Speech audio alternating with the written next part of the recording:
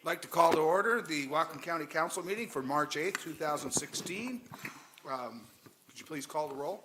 Barbara Brenner, Here. Red Brown, Here. Barry Buchanan, Here. Todd Donovan, Here. Ken Mann, Here. Satpal Sidhu, Here. Carl Weimer. Here. Thank you. Would you all please stand and join me in the flag salute? I pledge allegiance to the flag Of the United States of America and to the republic for which it stands, one nation, under God, indivisible, with liberty and justice for all. Just a couple of quick announcements. If you have your cell phone with you tonight, please place it on vibrate so we don't hear all kinds of rings going off. And if you'll be handing out paperwork to council members during the either the public hearing or the open session, please give one copy of the clerk for our files. Today, from the Committee of the Whole, we had discussion and preliminary council direction on Comprehensive Plan Chapter 8 Resource Lands. We got a ways into that, and we have a ways to go. We got that scheduled again for 2 weeks. We also discussed and had preliminary council direction on Comprehensive Plan Chapter 5 Utilities. We have some minutes to consider. We have the 2015 minutes to look at. Surface Water Work Session, November 17, 2015, and regular County Council for December 8, 2015. We'll do those first. Do I have a motion to approve? I'll move approval. Do I have a second? Okay, we have a motion and a second. All those in favor signify with aye. Mr. Chair. Sorry, can I just ask that the first one be voted on separately? I did. Oh, you mean the first one of those two? Yeah. Okay, sure. We'll do those individually. The first one is the Surface Water Work Session for November 17, 2015. Do I have a motion to approve those minutes? I'll move approval. Second. Okay, it's been moved and seconded. Any discussion?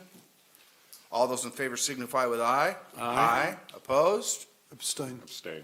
We have 2 abstentions, Mr. Donovan, Mr. Brown. So that passes 5-0 to 2. Next is 2016 minutes consent.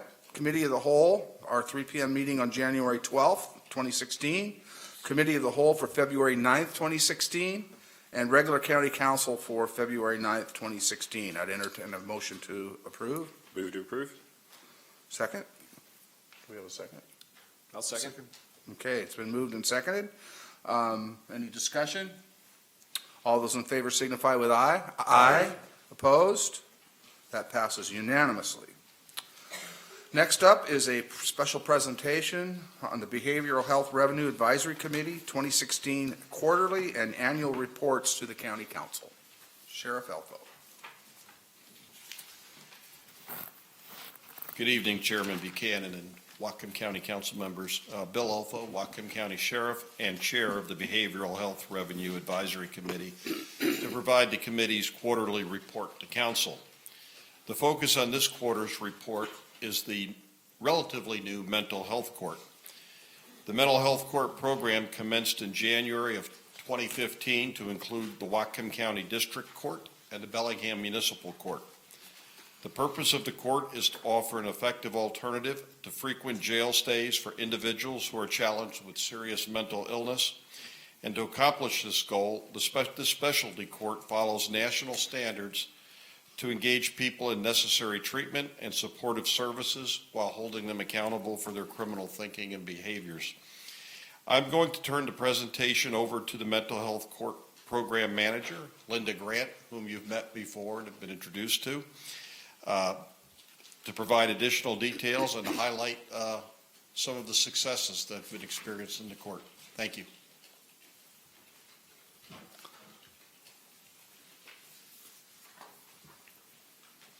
Thank you very much for setting aside the time. Pull the microphone down, please. Appreciate that.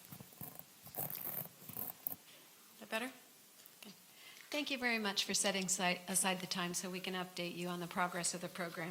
As Sheriff Elfo stated, we started the program with its first members in January of 2015.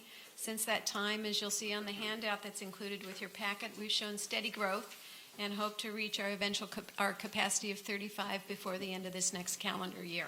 which was exactly the kind of slow, steady growth we hope to see, given that most of our members are in the program for 18 to 24 months. We didn't want to fill it up right away and then not take new admissions for a year. So we've really worked at slow, steady growth so that we can constantly have people entering and then eventually graduating. Rather than repeating everything in the handout, I'll probably speak a little more generally about mental health court, keep it brief, and then if you have any questions, would be happy to answer those for you. Basically, mental health court is a problem-solving court, and the purpose of the problem-solving courts is a shift in approach from the traditional approach, adversarial structure of the American legal system. The idea being that a problem-solving approach is more effective in addressing mental health, substance use disorders, and recidivism of eligible members who have special challenges. Basically, the goals of the problem-solving courts and mental health court in particular are to reduce the level and frequency of mental health symptoms, to improve the quality of life for our members both before and after their graduation from mental health court, to promote public safety, to reduce but not eliminate recidivism. We don't claim to have magical powers. We're just hoping to be very good at what we do. So we can reduce, but we will not eliminate. And we can also increase positive interactions within the community, moving from the kind of behavior that bring about criminal charges and arrests to the kind of, we have members now who are starting to volunteer in the community, do volunteer work. We hope to have people as they move towards the end of the program who are going to be able to work at least part-time, as well as being involved in long-term volunteer activities, and really hope to see the nature of their engagement in their community change significantly. Eligible members of mental health court are residents of Whatcom County. They are adults and all have what we call a serious mental illness, which for the most part means we're talking about individuals who are struggling with schizophrenia or with versions of bipolar disorder and depression that are very treatment resistant or very serious. Some versions of these illnesses are more treatable than others, and most of the individuals who come to and join our program have had a very difficult time maintaining stability. We're also talking about illnesses that often have very acute episodes, and oftentimes they're long-term and can be very cyclic, which is part of why we certainly hope to improve quality of life and help people while they're in the program learn to manage those symptoms effectively across time, to be connected to the right kind of support systems and engaged in long-term treatment. That does not mean that we're going to cure the illness, that we'll never see people have a recurrence or re-enter a system or a hospital, but again, we hope to change the long-term pattern and improve the stability and engagement with treatment services across time. We also are working with people, the last eligibility criteria is that they have an extensive criminal history and are at a high risk to reoffend. I think the one exception we've had to that is in the program is an individual in his early 20s who had a first event that occurred at a SWAT team level. And what we could see of his history and the way in which he moved into that episode, we could see that he was easily starting a pattern that could continue for the next 20 years of his life, and we felt it made sense to do an early intervention in that particular incident. But for the most part, we have people with very long criminal histories. I think the longest list of criminal charges I went through on admission was 109 charges. They aren't all that many, but that's in general who we're working with in our court. So basically, in terms of how our problem-solving court is different, is we really focus on problem-solving, but there is a team process. We have a public defender, we have a prosecutor, we have a behavioral health unit probation officer who's a specialist in working with mental health issues, who's a member of the team, myself, and what we really emphasize is the inclusion of the mental health providers. They attend the pre-court staffings, they're there at the court hearing itself. We gather timely weekly reports on the progress of our members and their follow-through with their treatment plan. Are they taking their medications as prescribed? Are they showing up at their chemical dependency treatment groups? Have they met with their case managers and their psychiatrists? So the idea is to have very timely, current information, and then we address that on a regular basis in the court, and there are both rewards and sanctions.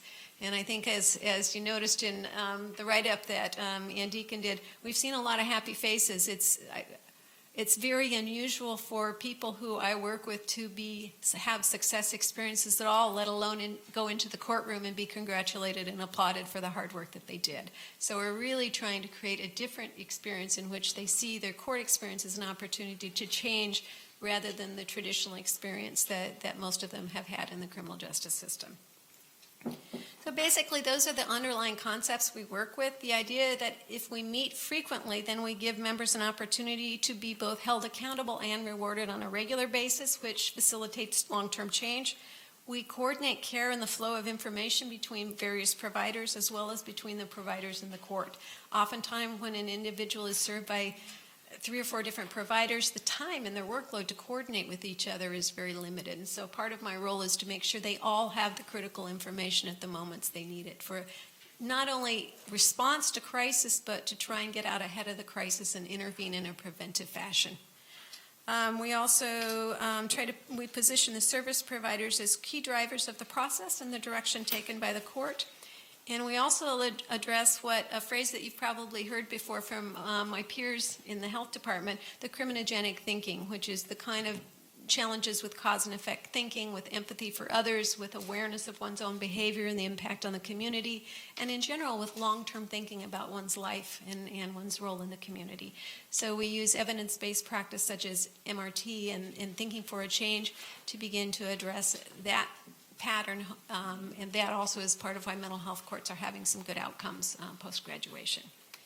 So those are the main things that I wanted to cover. We've learned quite a bit in our first year about systems and getting the systems to work and where there are a few gaps, but also we've really learned that what we are doing is making a difference. We have one individual who, I think, starting in January of 2014 through his admission to the program in January 28th of 2015, he had 194 days in jail. Since his admission on January 28th of 2015, he's had 5 days in jail. His defense attorney commented on the fact that this Christmas and New Year's were the first 2 holidays in, I believe it was 3 years that he had not been in jail over the holidays. So quite a change in his quality of life and also change in jail days. We had another member who, when she joined the court very early on in late January, early February, she at that time had just been arrested on a domestic violence charge related to the very difficult situation she was living in, as well as the symptoms of her psychosis. During the time in her court, she has progressed from being in jail to being on the inpatient mental health unit at St. Joe's to being in a 24-hour residential facility where they helped her continue to stabilize, to then being in a transitional bed, and now to being in an apartment program where she has one roommate but otherwise has her own apartment and is getting help learning how to do things like cooking, grocery shopping, and for her a huge challenge is showing up for appointments because that's not something she's ever done in her life. And it's not going to happen overnight, but we're seeing tremendous progress and improvement in people's quality of life. So those are my prepared comments. So any questions? Questions? Mr. Mann? Thanks for the report. It's great to see this program moving forward successfully. It really is very exciting. Just in the handout, there's a brief discussion of benefits and costs and the cost-benefit ratio, and it discusses the WASIP report from 2014, which we obviously don't have here. But can you just give us a very brief estimate, or a description or explanation, if you know it, of what those costs and benefits are reflecting, and how that has played out so far in our operation of the court? I know it's probably too early for us to tell because the benefits accrue over the long term, but if you could just touch on that briefly, I'd be interested. My understanding of the report, and they don't break it down in most of their publications to every single item, is that they try and look in a global way. They look at cost to the community in terms of criminal justice costs, what it costs the community in healthcare costs, emergency room costs. I mean, they try and look at a broad array of every cost that contributes to an individual who has the kind of health patterns that we're seeing in terms of mental illness and often chemical dependency. So both the cost of the community, for example, in terms of theft or property damage, they try and put all the factors that they can identify and quantify into Have we seen, I guess if we're only having one person go from 195 days in jail to 5, that's a cost savings to us. But for those other 190 days, how much are we spending to monitor and care for that person? Well, I think at this point, most of the direct service is being provided by our community partners, and they're in general funded by third-payer parties, primarily Medicaid in the region. So, and as well as county funds through the 1/10% that helps with housing programs that help. So the direct expenditure from the health department would be the mental health court budget, but of course, there are financial contributions from matching money and all kinds of third-party payers for the services that our clients need in order to be successful. Okay, Yeah. thanks. And I think somewhat the statistics that long-term we'll begin to have, and most, there are some commonly accepted performance evaluation measures for mental health courts, and one of them is to look at number of offenses that occur prior to mental health court, and then compare that to the first year after graduation. Of course, not having graduates, I Right. don't have that data yet, but long-term, that's part of what we'll be tracking, Great. is recidivism at post-program. Thanks. Ms. Brenner?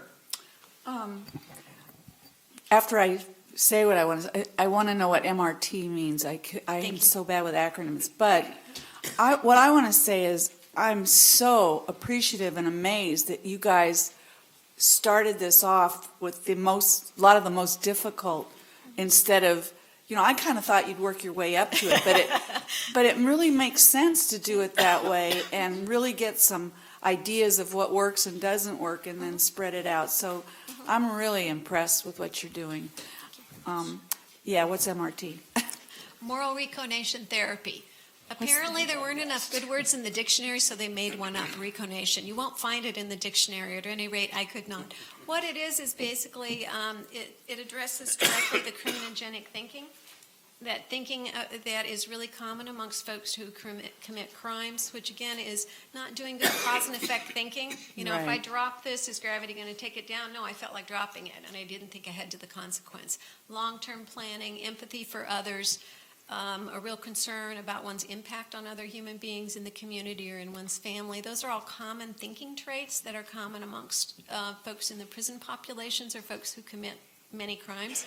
So the group work that we're doing is directly focused on building those skills and changing thinking patterns, because that's associated then with changed outcomes. Well, I'm especially impressed and you said it originally when you were talking to the empathy part. I have a firm belief, I'm bipolar, and I wasn't always as empathetic as I am, but I really think that people with mental illness have the capacity to be even more empathetic than normal people because they feel things so strongly, and if they understand some of the things that you guys are helping them with, they'll be, I think, really productive. And I hadn't thought of that before, but I really appreciate that part of it. And it's also true for individuals who've been homeless. They're often so focused on the next meal, on the next place to stay, on the next place to buy drugs or whatever else might be part of their homeless pattern, is that they really have not thought ahead about life and where they want to be and what they want to do for a long time. So with some of our individuals who've had, not all of them have been homeless for significant periods, but some have. So we're finding that just getting them to think beyond tomorrow and show up at appointments and think about having a life plan is a huge change for them. But that doesn't happen without people like you giving them that, so they can understand it on a personal level. I think that's neat. Mr. Donovan?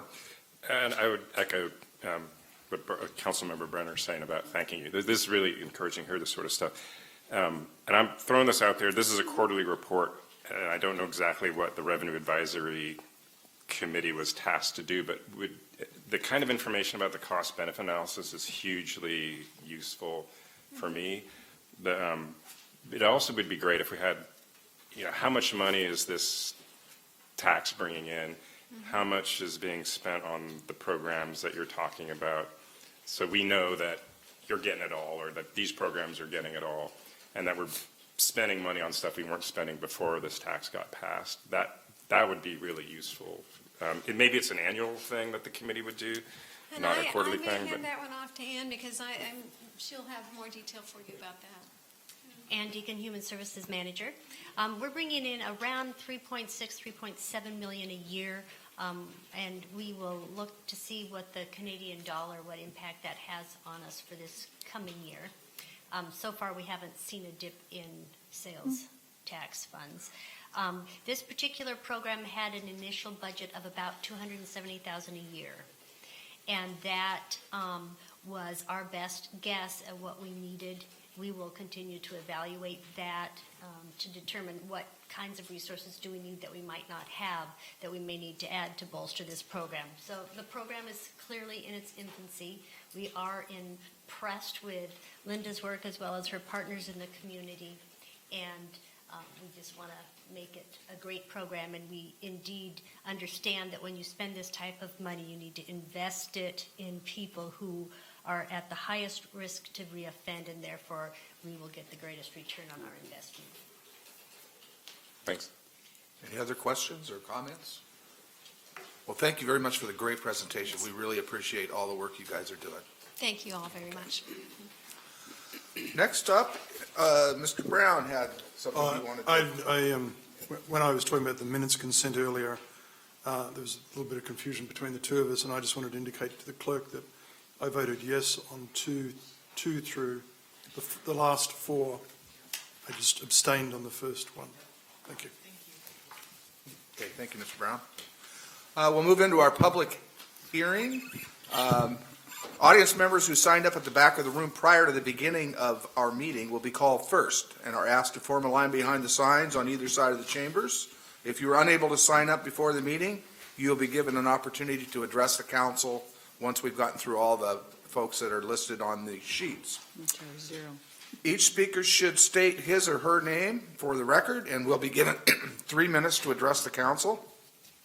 Council staff will keep track of time limits and will let you know when you have 30 seconds left to wrap up your comments. When a large group of individuals supports the same position, we would encourage the selection of 1 or 2 representatives to speak on behalf of the entire group. We have one public hearing tonight. It's a resolution to sell tax title property by negotiation.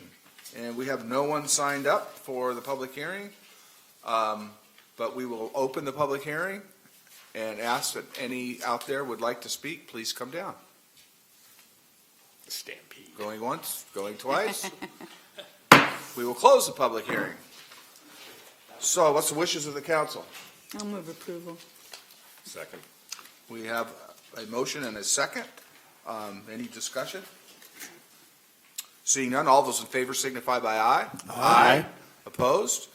That passes unanimously. We'll move into our open session. During open session, audience members will have up to 3 minutes, again, to address the council on any issue relevant to county business. Before beginning to comment, please state your name and the topic of interest for the record. If your last name is something other than Smith or Jones, please spell it out for the clerk and make sure to speak into the microphone. And again, stand behind the signs in the aisle, and we thank you in advance for your cooperation. So, open session. Anyone who wants to speak to the council, please come on down.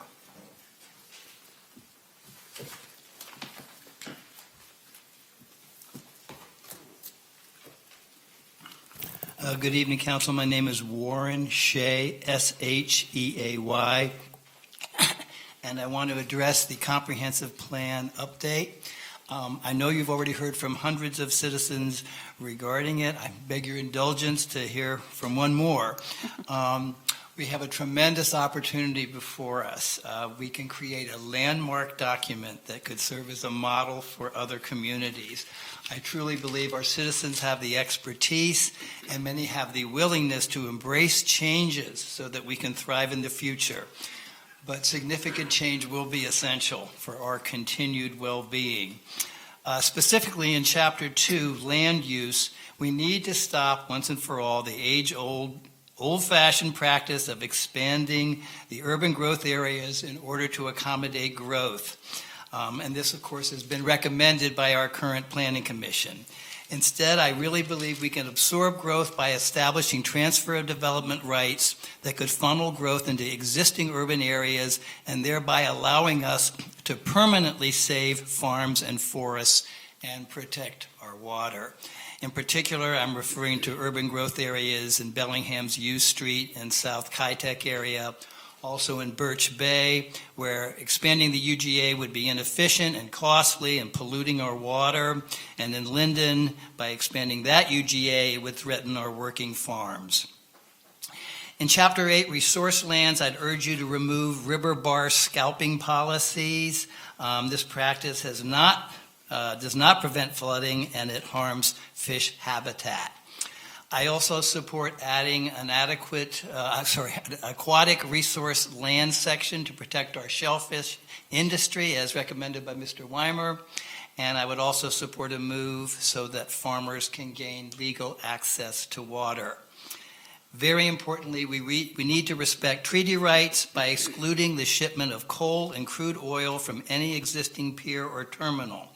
And we need to protect refinery jobs by prohibiting new facilities that ship crude oil and natural gas from piers at Cherry Point. And I would really love to see a policy statement prohibiting fracking. We already have enough issues with our water. We don't need to poison subsurface water with fracking. Finally, so many of the problems and challenges we face are due to overpopulation. To preserve our farms, our forests, our cities, and our rural areas, I believe our citizens have a responsibility to limit family size to 2 children or less. If they want more kids, they should adopt. And I believe that in 2016, having a large family is an environmental crime. Even the Pope has gotten on board with the overpopulation problem. I would really like to see a statement in the comp plan that says in order to provide a clean and sustainable future, we encourage citizens to limit family 30 size, seconds, please. except in the case of adoption. Thank you. Good to see you folks.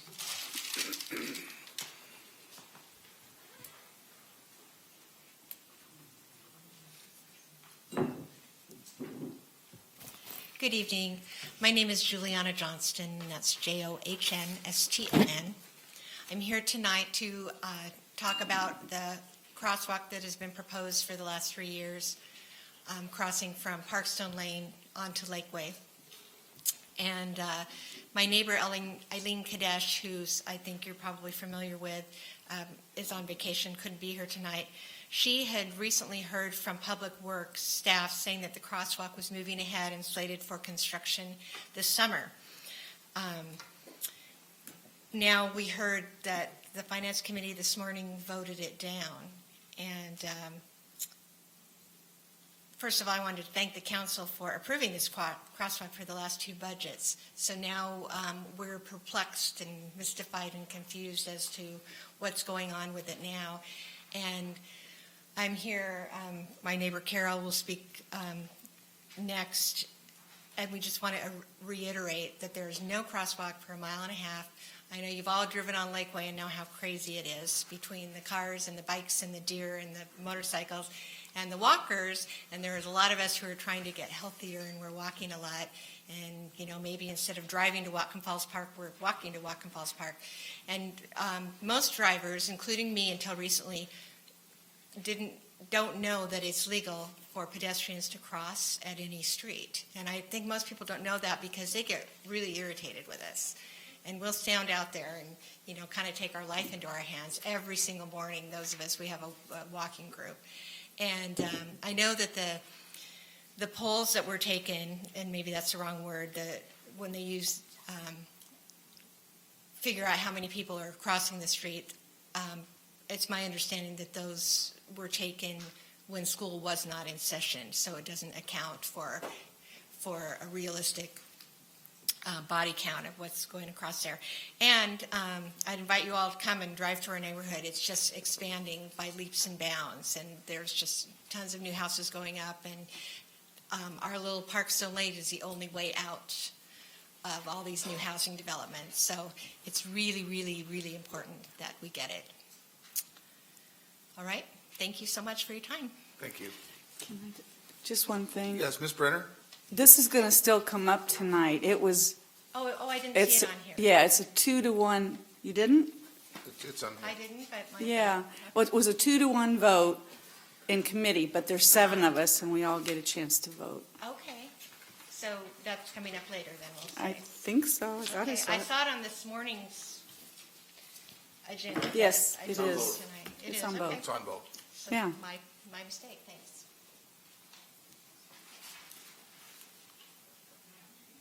You can use both, by the way. Yeah, you can use both podiums.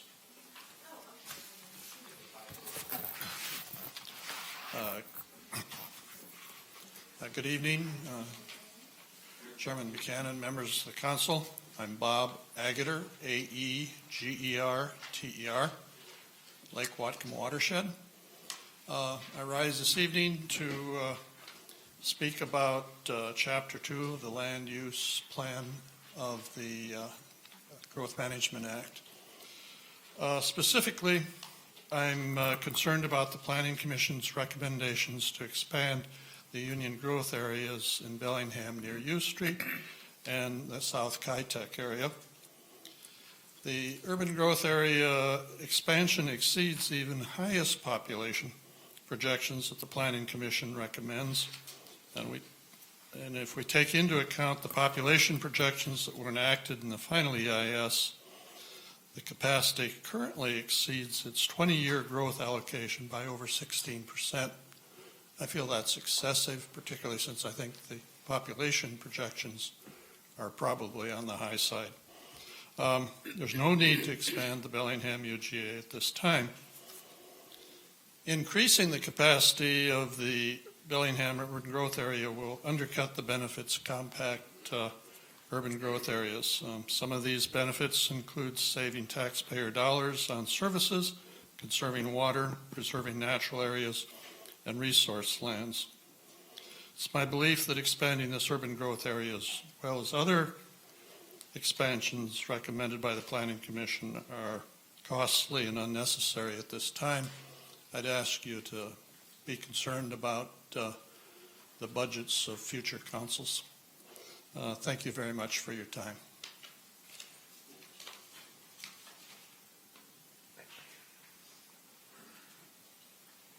My name is Carol Dietrich, Dittrich,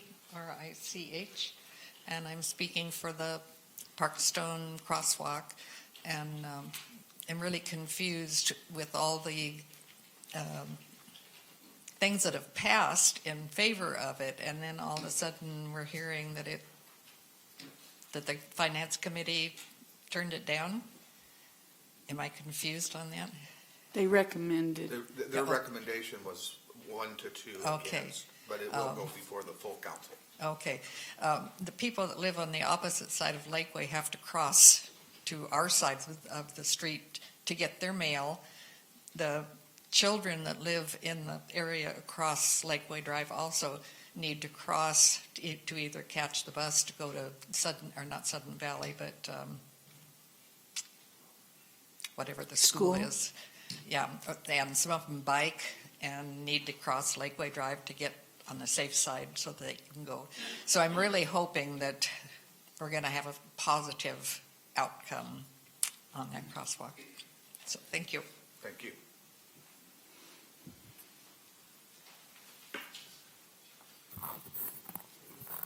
My name is Riley Sweeney on behalf of the City of Ferndale, and I'm here to tell you about the Star Park. Now, some of you may have heard about this fantastic project that we're doing, but I wanted to give you a reminder because, you guys are making big and heavy decisions here, and I figured, you know what, tonight let's give you a little spot of sunshine. So, we are building a fantastic park in Ferndale. If you haven't heard the good news, usually when cities buy a park, they flip open a catalog, they pick out a few pieces, hire a contractor, boom.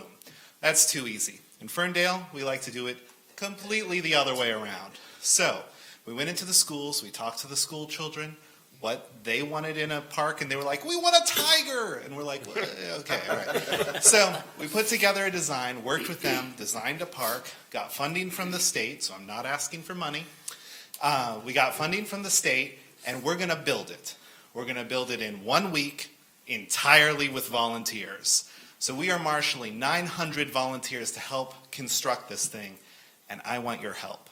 So you can sign up for a volunteer shift. It's the first week of June, May 31st through June 5th. It's a whole week. There's lots of opportunities. There's a morning, afternoon, and evening shift for each one of those days. I'd love to see all of you and all of you joining us in Ferndale and helping build this park. If you are like me and you're allergic to manual labor, don't worry. We need to keep track of the tools. We need to sign in volunteers. There's childcare. We've got a great partnership with the Boys and Girls Club to help provide childcare for that event. There's going to be food, there's going to be music. It is going to be a fantastic event as we build a park that's going to last for generations. So I urge you all to join us. You can sign up for your shift at cityoferndale.org/starpark. And I'll be looking forward to seeing you all there. Thank you. Mr. Donovan. Can you make sure if you haven't already emailed us, email us? I will pester you. Okay. Also, sure if you want to purchase a fence picket, the last day is this Friday. Okay. Again, if that's in my email, I'll remember it. So. Yes. Ms. Brenner. Could you also make sure the administration here knows that we can legally somehow do a lot of this stuff with volunteer labor instead of how expensive Lighthouse Mission Park is going to be? I'm not going to comment on any disagreements you may I have made couldn't on help now. myself. But Happy time. But all volunteers are welcome in the city of Ferndale. But no tiger. But no tiger. But it fits with the Pioneer Tiger. Park. It's at the base of the Pioneer Park. So. I'm sorry, I refuse to believe that you haven't worked out how to get a tiger. Not yet, but we've got a lot of grenades apparently. All right. Thank you, Mr. Sweeney.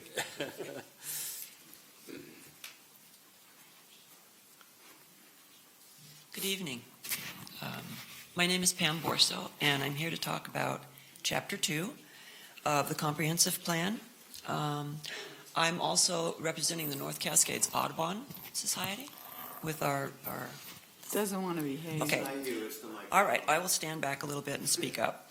We're actually here to express our support for the comprehensive plan update process that will be protective of natural resources our community depends upon for its future. And we hope that you will be sure to adopt language that will prioritize the protection of resource lands. We would like to see some changes to Chapter 2 that will direct our future growth in a way that recognizes the links between land use planning, natural resource protection, and economic prosperity. If we want to maintain the qualities with which make our community a desirable place to live, we must limit sprawl.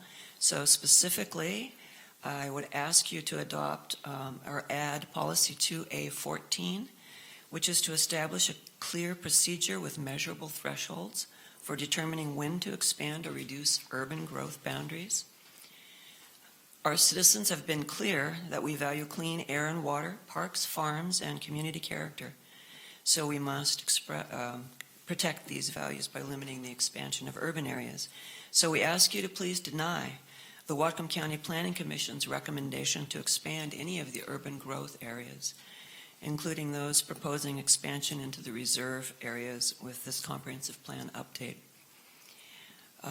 They've made recommendations in Bellingham, Linden, and Birch Bay. UGA should be compact and dense in order to conserve water, save taxpayers money on services, and protect farmlands and the environment. It's our position that it's unnecessary, costly, and harmful to allow any UGA expansions at this update. In Birch Bay, for example, approximately 201 acres would be added to accommodate an additional 377 people. This is a gross density of 1.87 people per acre. This seems to be a very inefficient UGA expansion and will be costly to pay for.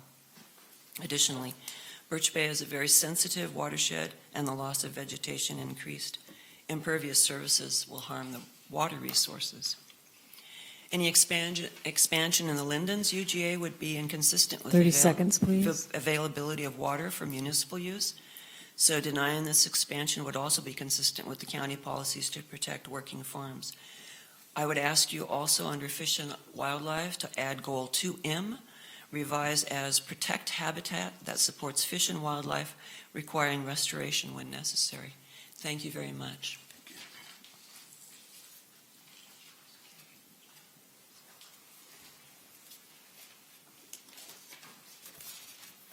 Good evening, Council. I'm going to talk to you about an upcoming text amendment that's coming Could you before state your name, Oh, please? sorry. Denise Zeidmer, Zuidmeer. I'm going to talk to you about a proposed text amendments that's in front of you regarding dog kennels in Whatcom County and the use of them. First off, I have nothing against dogs. I have 3 of them personally, and they've been known to bark. I'm not sure if any of you are aware of what 30, 40, or 100 dogs barking all at the same time sounds like. I am, because we live next to an illegal kennel that the county, a hearing examiner, you as the county council, and a Superior Court judge has ruled illegal, and they can remain open. And now they're trying to change the law with this text amendment to allow themselves to be there. I've studied the county's plat map of where ag land is, and by allowing this text amendment of where kennels will be allowed to come in.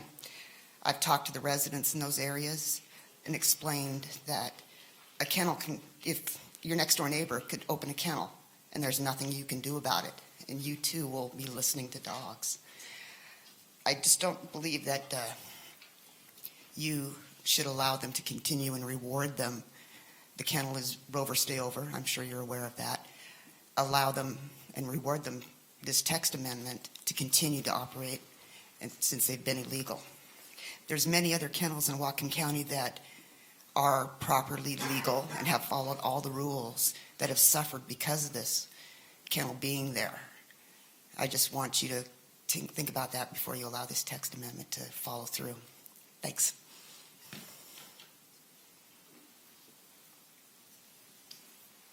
Good evening, council members. My name is Carly Detheridge, K-A-R-L-E-E-D-E-A-T-H-E-R-A-G-E, and I'm here this evening to speak about Chapter 8, the Resource Lands chapter of the Comp Plan update. Specifically, I'm concerned about the minerals section of the chapter with regard to river bar scalping policies for gravel extraction.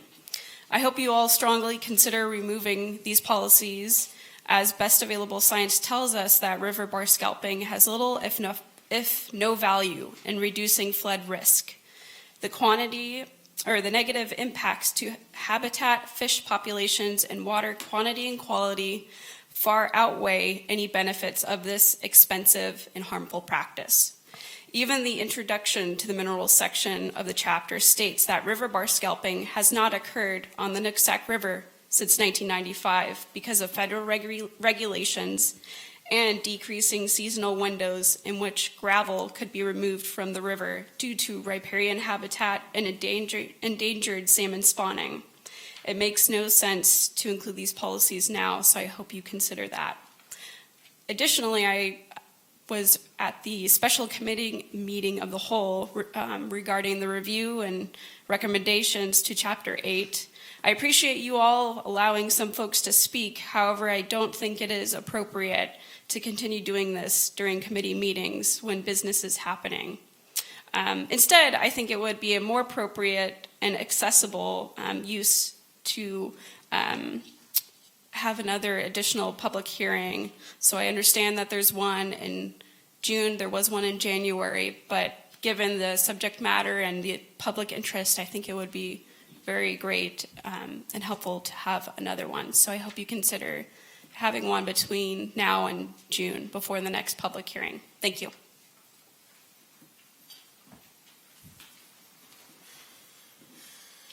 Good evening, Council. My name is Linda, L-Y-N-D-A, Stead, S-T-E-A-D. And as I'm learning to do this, I'm going to get better. I'm here to talk about the Statement of Principles on Incarceration, Prevention, Criminal Justice, and Jail Plan of March 2016. The first thing I'd like to talk about is that I truly believe that we need to entertain, or that those of you who are involved on this, in this process, need to entertain or implement needs assessments in the community that is vetted by a third party that understands the whole person before they are incarcerated. That's number one. And number two, I would like the council to be aware that on number 12 of this document, which refers to essentials of hiring a professional criminal justice planner, I would like to make sure that on that planner needs to be somebody who's had experience with downsizing the jail system and reducing the jail incarceration rate by implementing prevention and healing arts alternatives. And those are very important for me, as my son is still in jail, and this is day 74. So I continue to be just as irritated as I was and emotional as I was last week. However, what I have decided to do with that is start to look at the ways we can actually improve this without the bureaucratic system being the only thing that gains. There are many, many, many, many, many of us out here, and not just in this county, who do not have a voice. I intend to be their voice. So starting the next time we have a council meeting, I will be bringing, each week, I will bring in, that we get together, I'm going to bring a solution to the table. Thank you very much.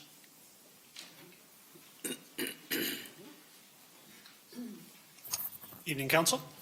My name is Alex Ramel. That's R-A-M-E-L. And I'm here to speak in favor of the resolution that you're considering this evening that supports legislation currently under consideration in Olympia that supports and continues the successful solar energy program. Just wanted to say thank you for considering this and for introducing it. And just wanted to mention a couple of quick facts about that legislation that's being considered. The first thing to know is that, it continues a successful program in a diminished form, but it keeps it going, and that it's been a hard-fought compromise. There's been versions of this bill under consideration each of the last 4 years. Nobody is incredibly happy with this, but as far as I can tell, all of the major stakeholders were satisfied enough to sort of sign off on the bill. And then it got caught up in election year politics. And that stuff's hard to overcome. And so a resolution like yours is important because it brings a hometown voice to the table. And I think it matters. I'm sure I don't have to persuade any of you, but I think for posterity, it's worth mentioning that solar energy works even in rainy Washington State, and it's creating a lot of jobs in our community here right now. Whatcom County houses the largest solar manufacturer in Washington State, and we have a number of successful solar installation companies operating here as well. Our community is a leader in the state, and this has become an important and growing part of our economy. The last thing I want to mention is that this is working not just as a way to get solar panels manufactured and installed, but it's improving the clean energy economy as a whole. When I first started paying attention to this and priced a solar installation on my home, the cost per watt was about $8. It cost $8 a watt to put a solar installation on the house. Last time I checked, it's between $4 and $5. This incentive, this program has been working to get systems manufactured, and that's improved the economies of scale. So thanks for considering this resolution supporting legislation, and I hope that you'll all support it unanimously. Thanks so much. Good evening. My name is Mary Dumas, D-U-M-A-S. I live on Carl Road in Everson, Washington. Thank you, council members, for your leadership following the failed sales tax vote on the Whatcom County Jail proposal. With the formation of the Incarceration Prevention and Criminal Justice Task Force, you've added valuable interdisciplinary information and insight into future jail planning processes for this community. I'm here tonight to alert you to some concerns about efforts underway that may delegitimize and nullify the work of this important task force and your work that you asked them to do for you. First, I hope you're aware of the proposed language in the Comprehensive Plan Update, Chapter 4.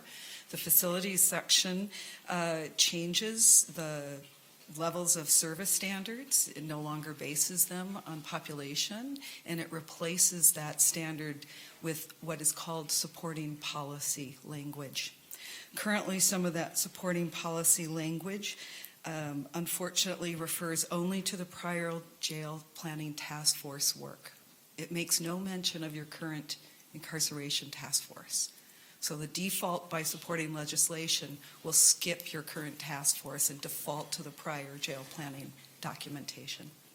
Second, it may not be intentional, but additionally the chapter also describes supporting policy as a sheriff headquarter needs assessment, environmental impact statement, and I'm not able to find any of these kinds of documents anywhere. So I don't know how that supporting policy can exist if the documents don't yet exist. And secondly, you have in your packets tonight some descriptions of the Incarceration Prevention Task Force and the intended purpose of their work. And several of these recommendations actually remove the name of the task force altogether. Others delegitimize the task force work by removing the word will, the verb will, as to how you will address their work, and it replaces it with should. And I'm sorry, the civil prosecuting attorney's proposed revisions have too many examples of this nullifying, delegitimizing language to cover in my 3 minutes tonight. So I really ask that you carefully review the language before you tonight in these competing proposals regarding the task force language, as well as future times when you look at the Growth Management Plan, Chapter 4, and some of these possible unintended consequences about this 30 really seconds, important work. please. So thank you for your time tonight, and you made it worth driving in 45 minutes to talk to you. Thank you. Ms. Brenner, she has a question Yeah. for you. It's a little late for tonight, but I would like to have what you said in writing. I'd be happy to. I Thank just you. learned of this very briefly Yeah. in a meeting at 4 o'clock and tried to make my way here Because your tonight. points make a lot of So I sense. will submit these in an email to you all. But thank you for Okay. taking the time tonight. Yeah.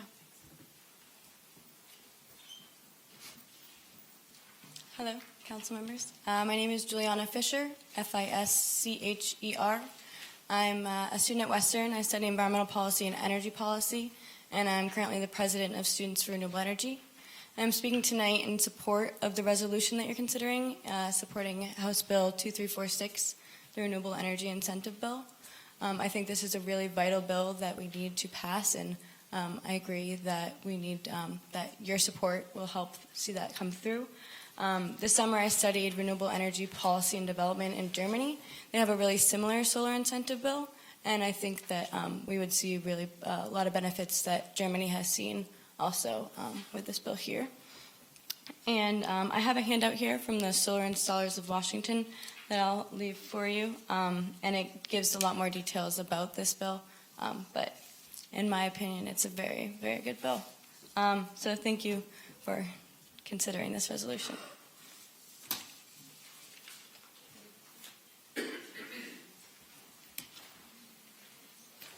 I also have handouts.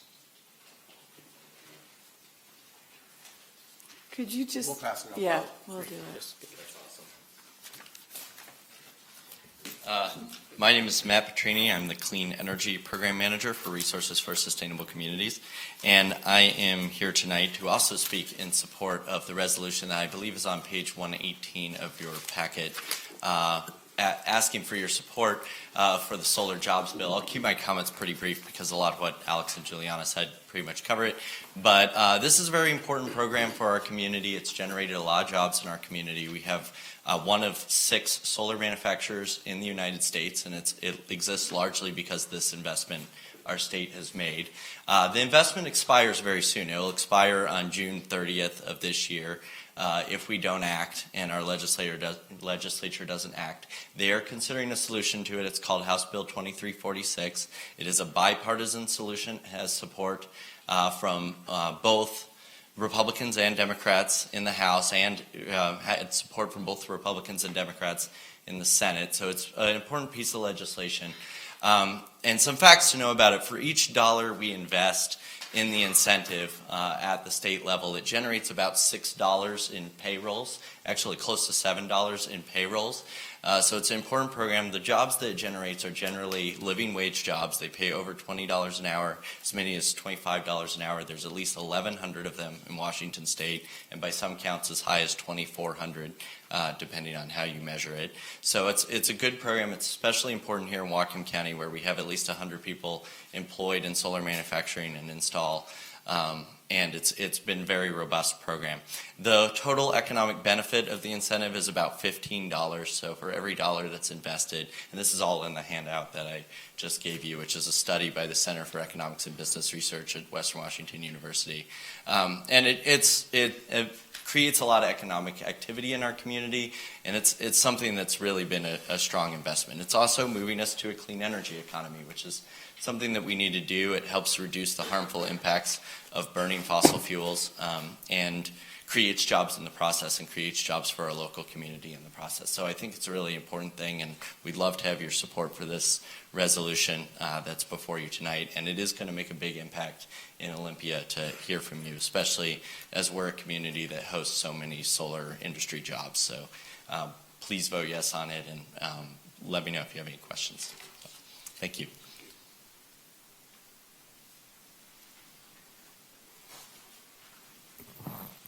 Robin Dexter, 3726 Broad Street.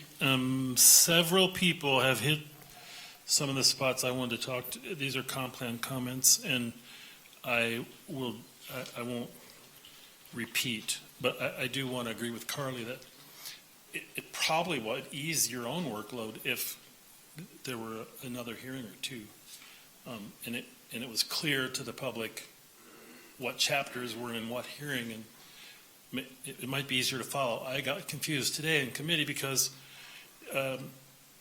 TDRs sound like they're going to appear all over the document, and I have a few things to say about that. But I also really wanted to agree with the person that got up and spoke about gravel scalping. Actually, I think two people did. I've been a commercial fisherman all my life, and I have been at surface water work sessions and flood sessions and council meetings, and by now, please, I want to include my remarks by reference the letter you received from FutureWise today that cites the science. It's a ridiculous practice, and it has no flood benefit, and it's certainly no salmon habitat benefit. So I think every reference to gravel bar scalping should be excised from the plan. I would like to see you add now I'm going to go to Chapter 2. That was Chapter 8. Chapter 2, I'd like to see a reference to water in Goal 2A. I think, and I think you'll get more comment about that eventually.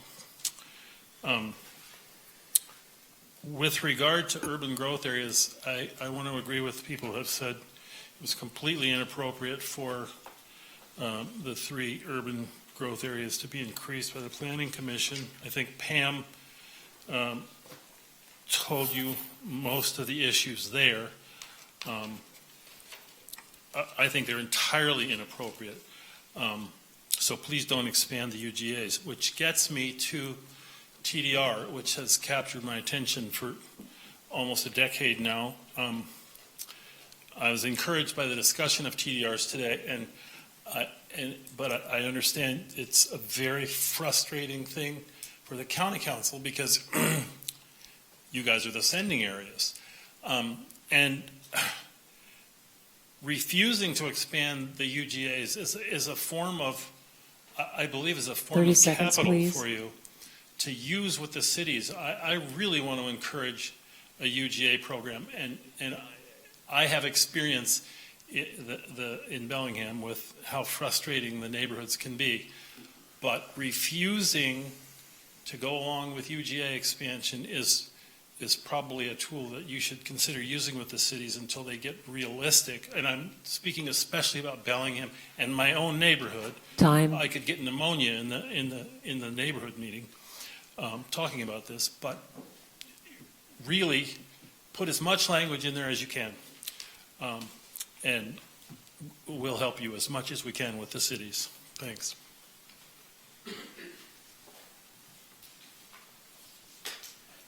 Good evening, Council. My name is Bill Newman, 3770 McGrath Road, Bellingham, unincorporated part of Bellingham.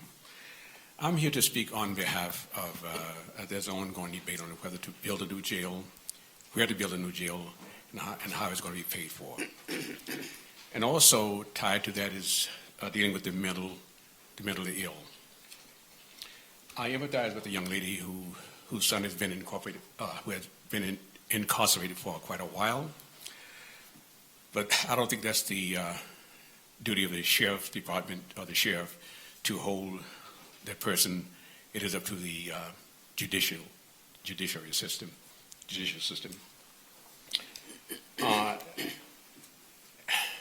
In dealing with the mentally ill, I think that the council should try to find some way to have funded someone who could ride along with the sheriff, with the deputies, when they encounter a person who is mentally ill, who is trained to deal with that, because the deputies are not trained to handle that sort of thing. All they can do is bring the person in, have them incarcerated until they see the judge the next day or the day after. If it's a weekend, then that Monday.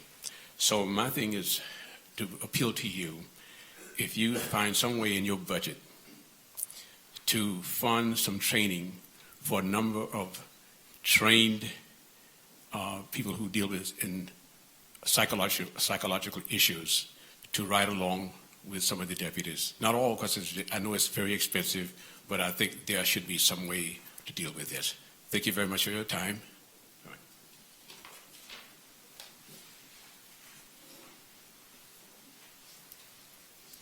Lisa McShane, Bellingham. Thank you for bringing forward the incarceration, the resolution of incarceration principles.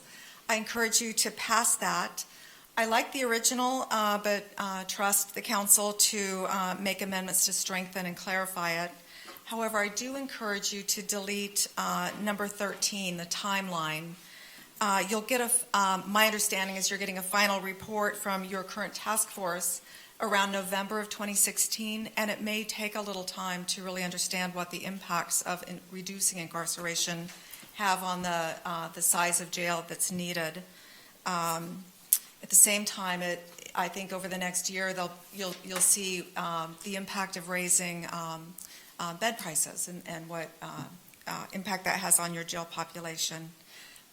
But mostly I'm here tonight to say I co-chaired the jail planning task force in 2011 and 2012, and I encourage you to revisit the Farbstein report that was part of our report to the county council. For instance, he recommends in recommendation 5 that you begin the project with a budget and not allow a wish list to drive the cost of the project. I think that revisiting that and taking a look at that might be helpful moving forward in bringing forward a project that the voters would support. I also want to draw your attention to his observation number 4, because I know that the location of the jail is still being discussed. And he points out that evidence and opinion has been marshaled that suggests that it is much cheaper to build and operate a horizontal jail. While construction may be cheaper, this consultant is not convinced by the evidence presented so far that horizontal version would be much, if any, cheaper to operate.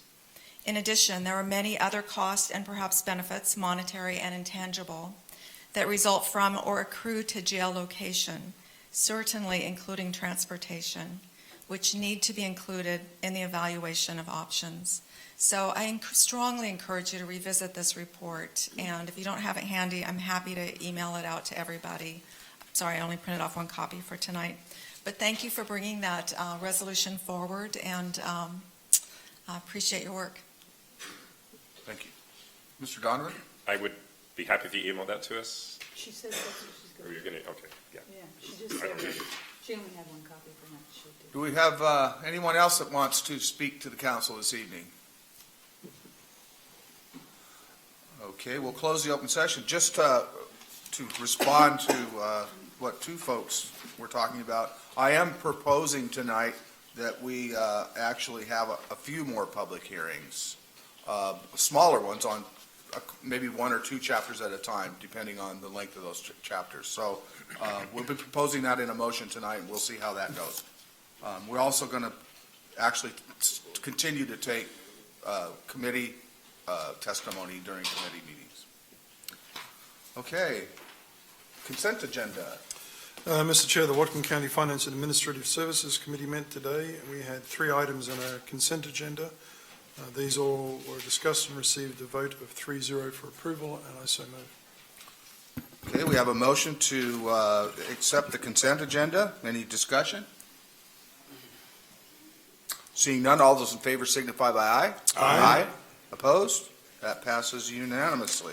Mr. Chair, in an unusual turn, I think, at least in the time I've been on the council, we considered an item which was to request authorisation for the county executive to enter into a local agency agreement between Whatcom County and Transportation Engineers Northwest LLC for the design of a pedestrian actuated crosswalk signal across Lakeway Drive in the amount of $65,090.34.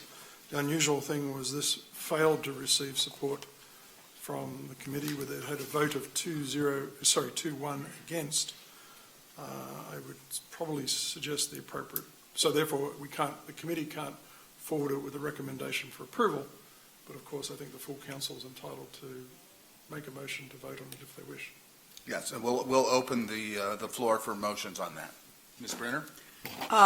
I move we approve the request, and I would like to add one little clause in it. I would like to see Councilmember Sadoo being the council's conduit between those who are doing this and the county council, because he has an extensive background in building, engineering, all that stuff. And I agree completely with him that I think the cost is too high, for this, for the beginning here, for the design. And it's not going to stop me for supporting it, but I would like to have his recommendations along with the administration on how to keep the cost reasonable. Mr. Sadoo? When this process started...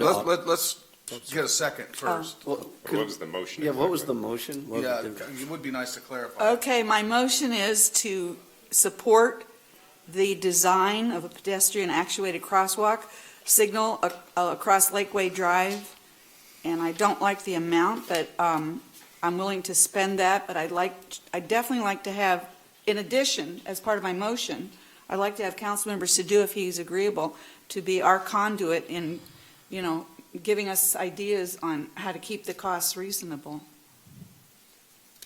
He's got the expertise.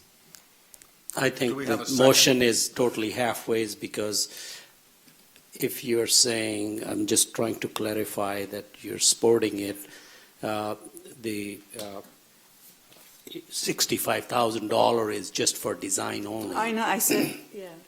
The total cost is of the order of $400,000 to $500,000. But that's not in this motion, and that's why I would... Well, you start down the road, you can't spend $65,000 and then say we don't want to do this, because it's a big step.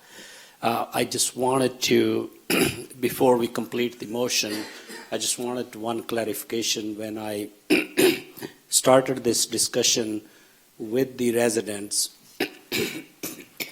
excuse me, I was very clear that this should not in no way cost more than $100,000, then I will support it. And that includes design, install, ready to go.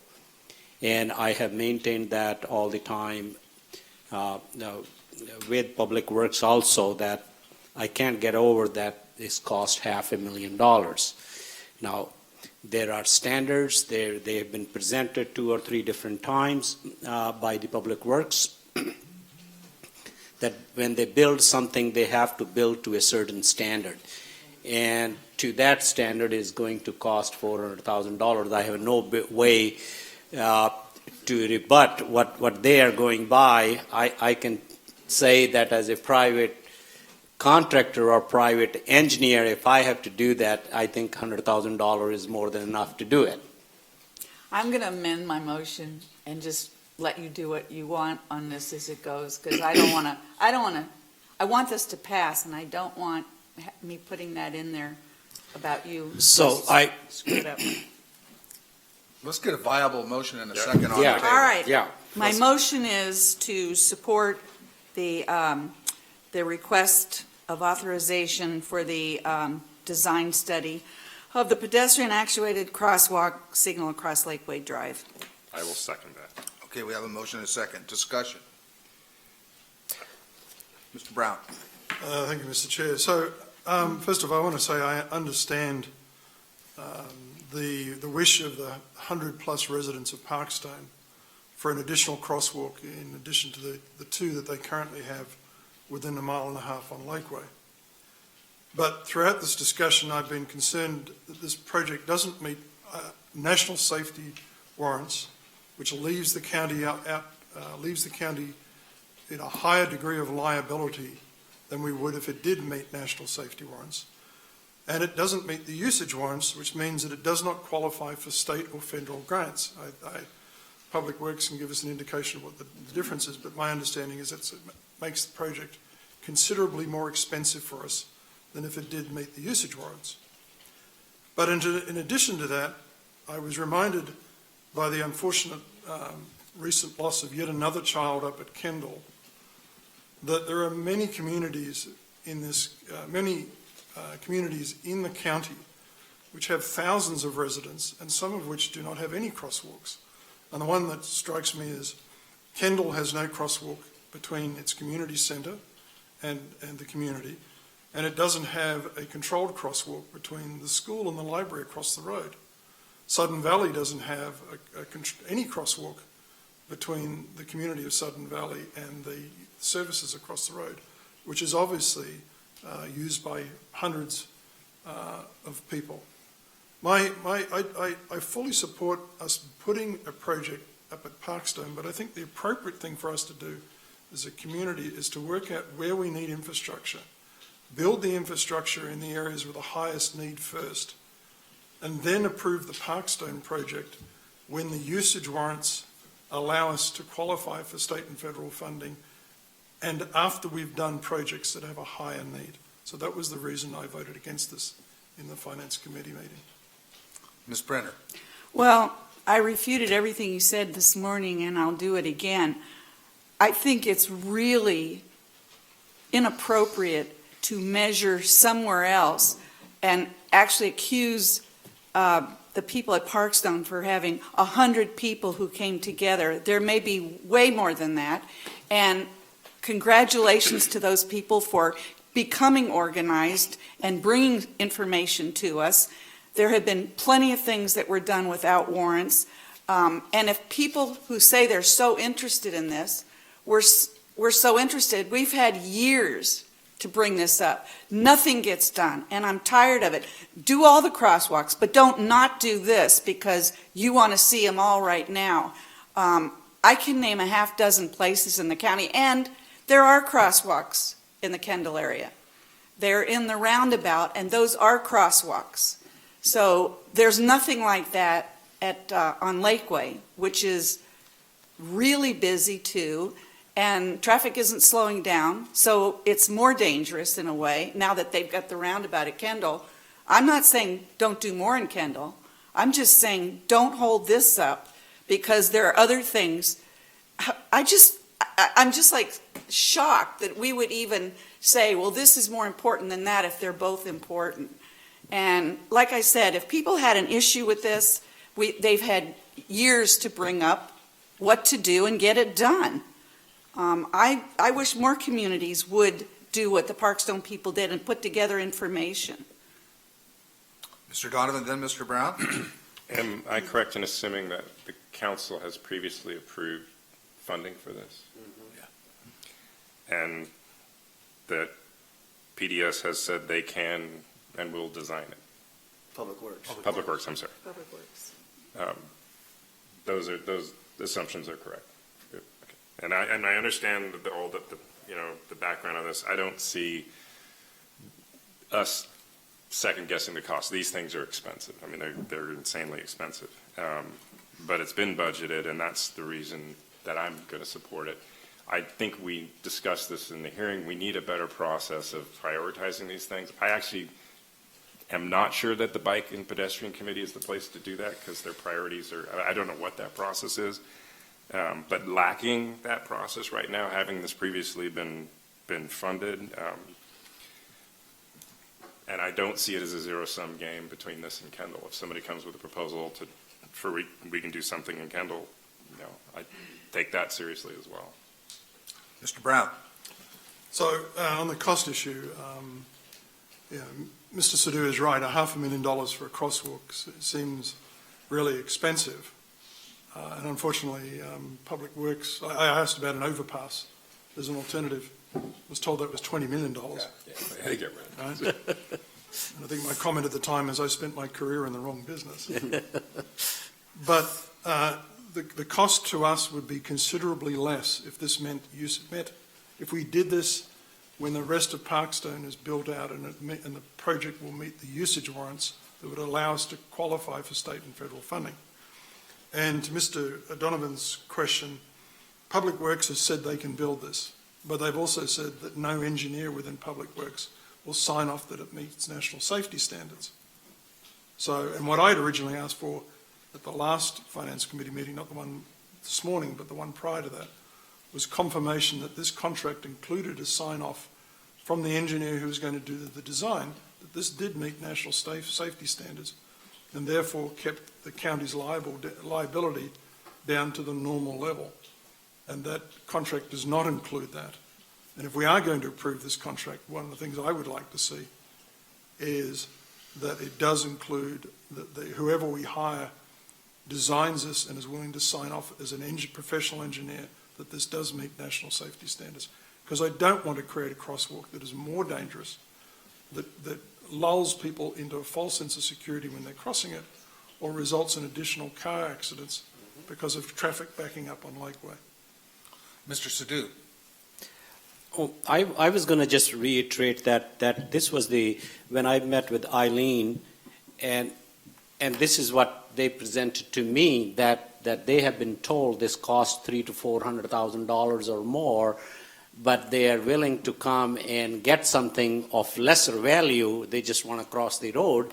And I was a little bit naive with the county process, and I still maintain that something like this should be able to do under $100,000.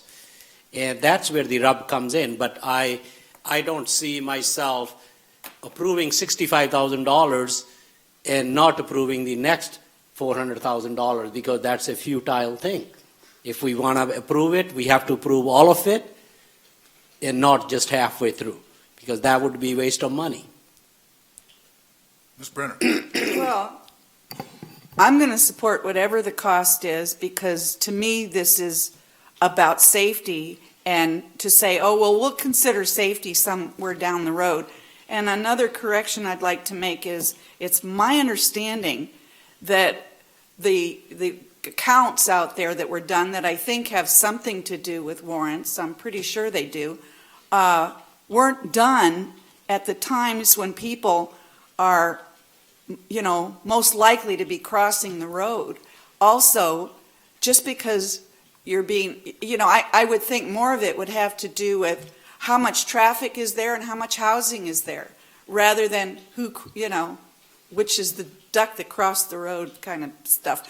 I think it's really important that these were done, these counts, which I don't think is everything anyway, that they were done at times when you would expect lots more people to be using the road. And that was my understanding, that some of it was done during summer break or vacation or something. I think you can make stuff say anything you want it to say, and too many of these decisions are being made politically rather than, when was the last time we even did a crosswalk? To me, that should be right up there with bike paths, and yet it's not. And this is a really good example of where to start. But I'm not crazy about the price, but I'm not going to say no. I'm going to vote for whatever it is to get this done. Mr. Brown. So I just want to reiterate that the Parkstone community has two other crosswalks that they can use at the moment. The addition of this crosswalk will reduce their journey for certain trips. I'm fully supportive of doing this at the point where the usage warrants justify it, and if the Parkstone community feels that the usage data was collected at the wrong time of the year, I'm perfectly happy to support having the council ask Public Works to redo their counts at a time of year that Parkstone feels is more representative of what their usage is. But I cannot support a program that the Public Works is not, or a licensed engineer is not willing to sign off as creating a safer environment and meeting national safety standards. Mr. Donovan. It was covered. Ms. Brennan. There are exceptions to those warrants. I don't think we even were fully apprised of how exceptions can be done. And I have to say, for somebody who thinks this, it just seems like for you to keep bringing that same point out, I worry that you're going to create more fear than solve the problem. And to me, the problem is people being able to cross that road. I really, I think I'm done. I'm just getting tired of this same stuff. Mr. Mann. Could we ask our Public Works Director a question, please? Come on. Certainly. Mr. Brown's statement about no engineer will sign off that this meets national safety warrants, I don't really know exactly what that means, but so I'd just like to ask a different question, which is no engineer willing to stamp this design or construction plan when the time comes? And that's one way of asking it. Or the other way of asking it is, are we going to build a crosswalk that's not safe? So the answer to your question is that the analysis of whether or not the crosswalk will fit within the box that is defined by national standards, the answer to that is no. What safety standards? Is that a correct name? It's the MUTCD, the Manual for Uniform Traffic Control Devices.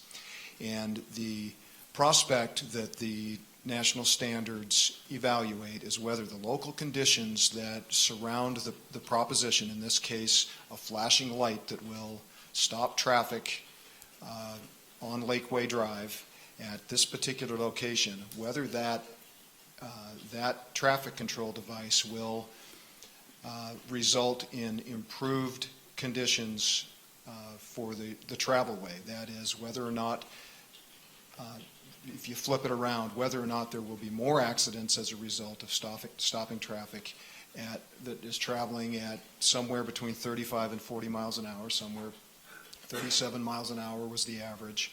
And given the fact that so few people will use this particular crosswalk, based on the information that was gathered, whether or not that results in a safer condition for all users of Lakeway Drive, that is pedestrians and motorists. And the result of that analysis is that no, it does not fit within those standards. In fact, it is pretty far removed from those standards. Now, the other question you asked is whether or not we can design a crosswalk that will meet today's design standards. And the answer to that is yes. And in fact, we have made absolutely sure before we put this contract together that when we retain a consulting engineer to do this, to design this crosswalk and the related infrastructure, which includes ADA compliant curbs and the whole list of other things that come along with this $250,000 improvement, whether or not that consulting engineer will be able to, in good faith, stamp those designs, and that, in fact, they will. So we are absolutely certain that we will be able to put a functional facility out there that will certainly accommodate the needs of the community. What we can't say with a straight face is that we have confidence that it will improve the overall operation and the overall safety of the Lakeway corridor. Okay, so if I may clarify, Mr. Chair. So thank you for that answer. I want to make sure I understand it. And I'm just trying to be really, I just keep asking the same question right now over and over again here because I want to make sure I understand and everyone else does.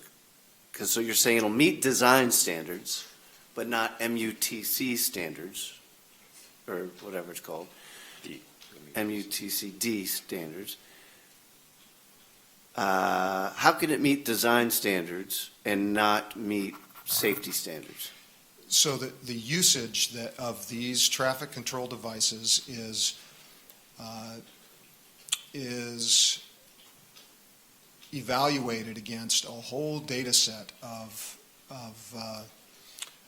incidences around the country. And the idea is that we apply these tools, these particular, whether it's a stop sign, a speed limit sign, a flashing stoplight, or any of those kinds of devices, not including a painted crosswalk, by the way, but rather those devices that carry the weight of law as they apply to controlling traffic. That is, if you don't obey them, you break the law, and Sheriff Elfo's folks pull you over and write you a ticket. Whether or not the use of those particular devices is, whether they're applied in a consistent way around the nation, that's the goal, to apply them in a consistent way so that everybody knows what they mean and apply them within certain boundaries that can be demonstrated to improve the condition of safety in the travelway, as opposed to responding to, putting a stop sign up just because we feel like it might work. The question is whether or not we can demonstrate against all of the other applications of stop signs around the country, whether or not this is consistent with those other usages. So, if I may continue, Mr. Chair. You may. I understand that it does not meet, or that the measurements we have taken thus far indicate it does not meet the demand for a crosswalk, like the usage demand. I get that. I also get that we are going to design the safest crosswalk in the history of Whatcom crosswalks. Yeah, how many we have So, designed? but here's the real. This is what I'm zeroing in on. After we build this crosswalk, is the totality of all traffic, pedestrian, biking, car, bus, everything else in that zone, are we going to have an overall increase in safety or an overall decrease in safety? I think the analysis shows that we cannot, with a straight face, say that we will have an increase in safety for all the totality of the users of the corridor. Not have an increase. Gotcha. Mr. Donovan was next. So knowing nothing about the MUTCD, but I think I got the acronym right. You did. Okay. I'm very impressed. So you plug these data in about local conditions, and we are using this phrase safety standards, but so that's part of it, but it's also just how many people are going into the equation that we think would be using the crosswalk. If that number was pumped up, it would look better on this criteria. So we're calling that safety standards, but it's scoring lower on that criteria because we don't have, so few people are estimated to be using it. That is correct. Ms. Brenner. Well, there's something else I want to say, but first, to make it that way because people are smart enough not to cross doesn't mean they're getting anywhere or getting anything done. They're just smart enough not to cross. Yeah, we could get nothing done from now on and just keep people off the roads. This is a very high density area, and we could just say don't cross the roads for your own safety. That's my one point. But I want, on the other thing, have we or have we not done improvements on roads in Whatcom County that did not pass federal, whatever that is? Yes, of course. Okay, that's all, That one keeps being pushed and pushed and pushed. We've never had that pushed before. I recall times when we had stuff brought to us that, he said his statement, the engineer, about it didn't meet safety warrants, national standard warrants, and, whatever it was, and we just, okay, thank you, and we voted and did it. And this is just, it's been going on way too long. Mr. Weimer. I had another question for you, Mr. Hutchins, but you can answer from there. Since usage is part of the formula that's used to see whether it's standard or not, do you know how far under are we if usage doubled, would we be meeting the standard? Yeah, in the report that was provided, the Public Works did and provided to the council at a number of sessions earlier or at the end of 2015, we recognized that the standard for pedestrian crossings is 20 per hour. And the numbers that were measured on a July day, July morning, in 2015 were on the order of 6 or 7 individuals per 4 hours, which brings that number down to about 1.5 or 1.7 or something per hour.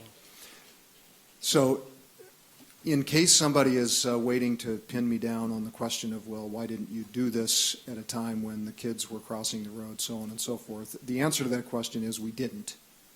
And how grossly that would change this analysis, I'm not sure. I mean, the idea is that we're looking at averages. We're not looking at the acute condition, I suppose.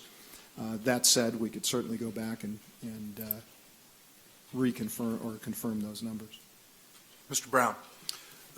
I'd like a question for Mr. Hutchings and then one for council, if I may.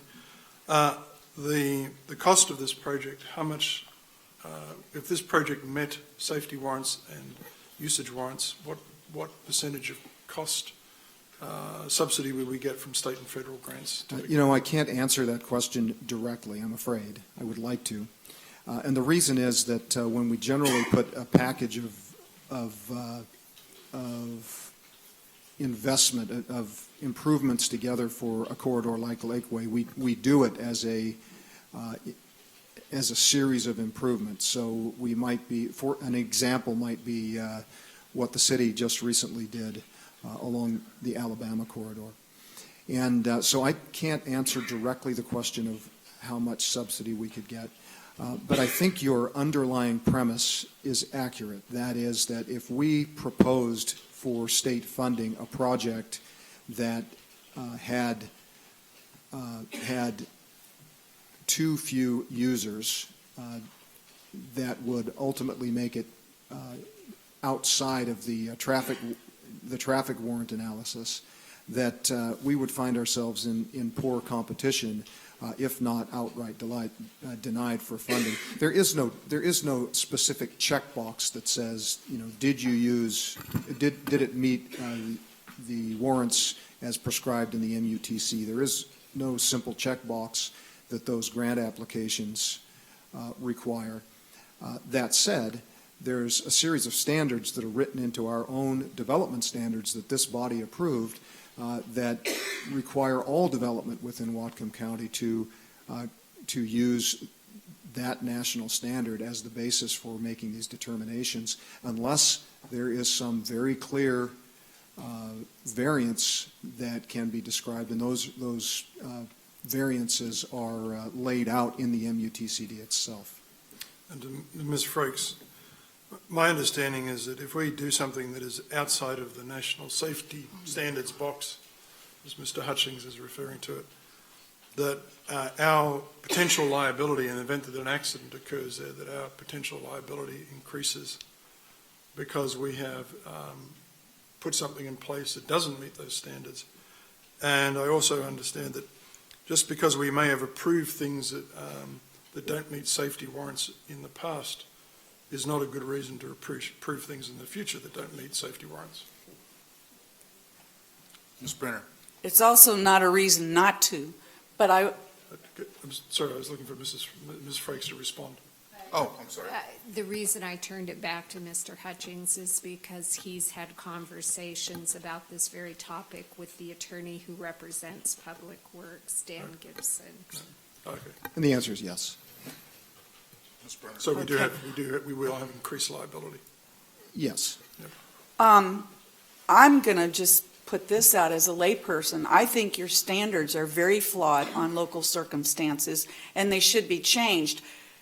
If you're saying, oh, well, how many people are crossing currently, you're not going to have a lot of people.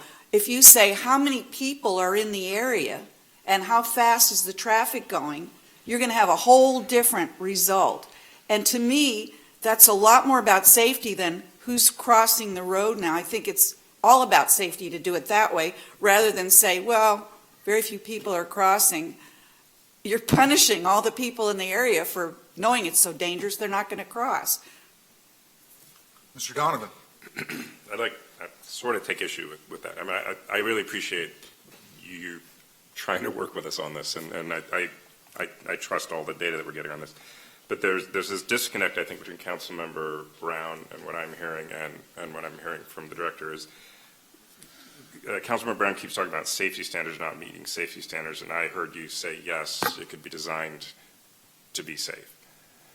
It can be designed to meet the standards, the design standards, the standard of design for this given crosswalk configuration, which, considering the width of the road, considering the availability, the curb configuration, and the speed of the traffic, and all of those design considerations that go into resolving what the best alignment of this crosswalk will be. We can do that in a way that meets engineering standards. That does not mean that we've made a good decision about where we put the crosswalk. That I understand. So the disconnect is not that, I mean, because the liability issue would seem to be more having to do with those engineering design things, which we can fix. The problem is the numbers don't add up in terms of putting it there. Yeah, let me clarify. That's actually not the case. So we will be able to demonstrate that we used current engineering standards to design this facility. So there will be no, I shouldn't say there will be less exposure associated with the operation of the facility.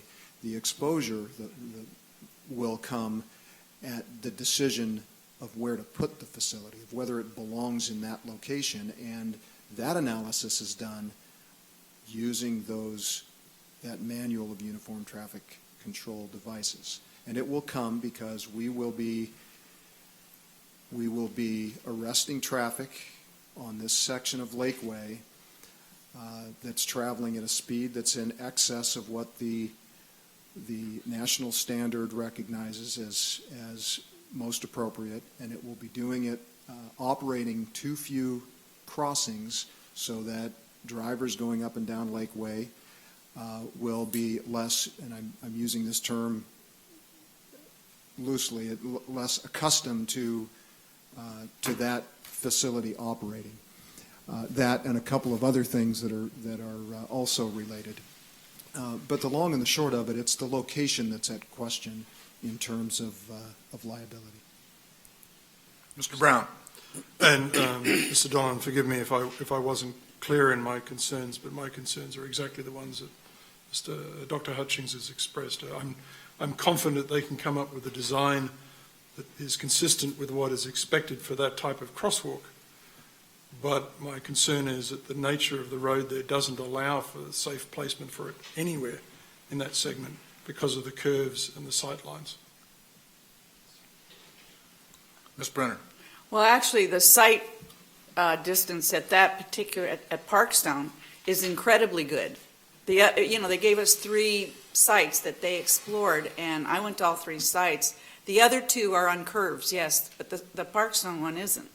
The other one is, are you guys allowed to, when you send it to that big acronym thing in the federal government, are you allowed to say, this has a population of such and such within a mile? And are we allowed to say, and we are reducing the speed limit? Would that help our warrants? It certainly would. If the speed limit was 25 miles an hour through there, or even 30 miles an hour through there, that would substantially change the analysis.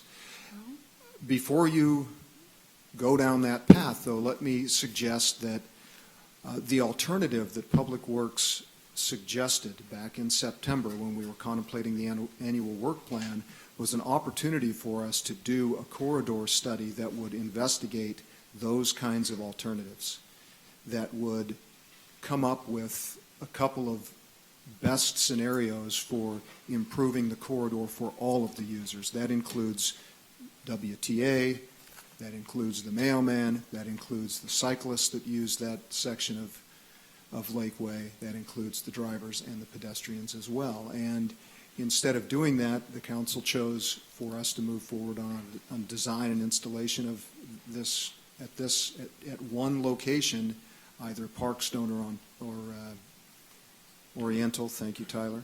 And our analysis has demonstrated that there is very little difference in terms of neither one of them meet warrants, and in terms of cost, because it's a four-way intersection at Oriental, and in fact it's at the sort of the top of the hill where the sight distances are a little more problematic.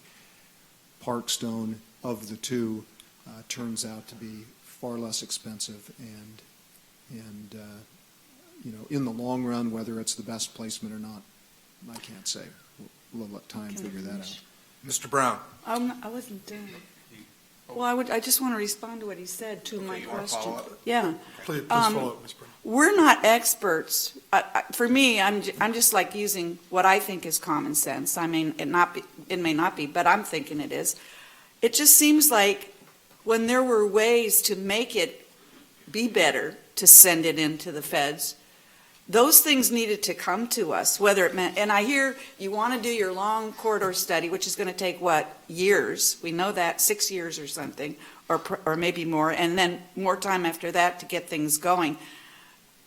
Even if we put a slow, we slow it down to whatever's a safe speed on that part of the road because there's so many people living there. We put a deputy out there for a while, this county would make a ton of money. And people would learn to slow down. I'm sorry, but if that's what it takes. But see, none of that was ever brought to us as what we could do if we think it's a safety problem, which I do. So as someone who thinks it's a safety problem and that there are ways that we could reduce this horrible warrant thing instead, but make it better rather than reduce, I don't know what the term is. That's what I would have rather happened, but I don't think we should be punished for that not happening, and I also think we should move ahead and say what else we think can be done that you just said could be. So, Mr. Brown. So I supported the idea of doing the corridor study because I thought that was the appropriate way to do this, to see if in part the design could be placed in a way that met both, ideally met usage warrants, but at the very least met national safety standards. If I recall correctly, that the time frame was not 6+ years. I think it was maybe 2 years, I think is what you said. And I continue to be supportive of that. If that's as an alternative to immediately putting this in place, is to do two things. One is to complete that study, to do that study as a comprehensive thing. And the second is to prioritize identify and prioritize the facilities we put in place around the county. We are part of the charge, as I see it, and being on this council, is to be good stewards of the citizens' money, and that to me includes spending things in the right order, where it does the maximum amount of good the earliest, and also attracts the maximum amount of state and federal fundings when it's available. Any further discussion on the motion? I could, but I won't. Mr. Mann. Okay, I'll just make a comment and explain my vote. So I too supported the corridor study and thought that would be the best way to take a comprehensive look at this stretch of road. I still think that would be the best thing to do. And I will say I am so tempted to vote for this just because I know, I have sensed for 6 years and this sort of institutional, visceral revulsion on the part of some folks in the Public Works Department when it comes to pedestrian crosswalks and bike paths and things like that. And it really bothers me a lot when I think about the resistance we get to pedestrian facilities. And when that's what we always get, it makes the resistance from the department seem not necessarily based on, the merits of an individual case, but just on their own personal preferences. So, take that as some feedback for your department. However, I trust you a lot, Dr. Hutchings, and I believe what you're telling us about this location, and I think the responsible vote for me is to continue to hope for a corridor study there, and just to take the comprehensive view. I think a spot improvement, especially with this big of a price tag, with limited justification for it, the MUTCD, I have to let some prudence overwhelm my emotional desire to just do it. So I'm going to vote to not fund this, as I always have. Any other comments or discussion? Ms. Brenner? I trust Dr. Hutchins. He knows that. It's not about trust for me. I also completely agree with what Councilmember Mann said. We were given information that showed that something wasn't probably going to do well. But, he even admitted they didn't get creative about what could be done in addition to that to make it work. And yeah, sure, you wait however many years, nothing ever gets done. You know that. No matter how many years you say at the start, it always takes more. And then it's more to get it done. But I just feel like there has been an attitude on certain kinds of facilities, like pedestrian facilities, to give us everything you've told us is accurate. But obviously, from what you told me tonight, there's more information we could have received to offset that. I don't know if that was your job to give it to us, but it would have been appreciated a lot. And I don't know that, I can't second guess anybody. But I do trust, we have a great public works director. I completely trust him. But I think there's this thing about, give us what we asked for, whether we asked it the right way or not. So, and I hope Ken changes his mind, because I would like to see him put that really before whatever else he was thinking. Okay. I got an idea. Let's vote. Yep. Okay, the motion is before us for approval of this funding for design of the crosswalk. All those in favor of the motion signify with aye. Aye. Opposed? No. That passes 4-3 with Brown, Mann, and Weimer opposed.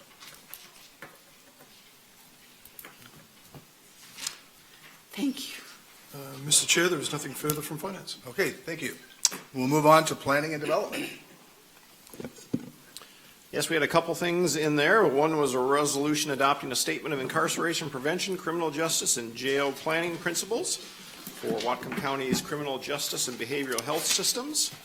The committee decided to work off of Mr. Mann's version of that resolution, and it comes forward with a 3-0 recommendation to approve it as it was amended in the committee.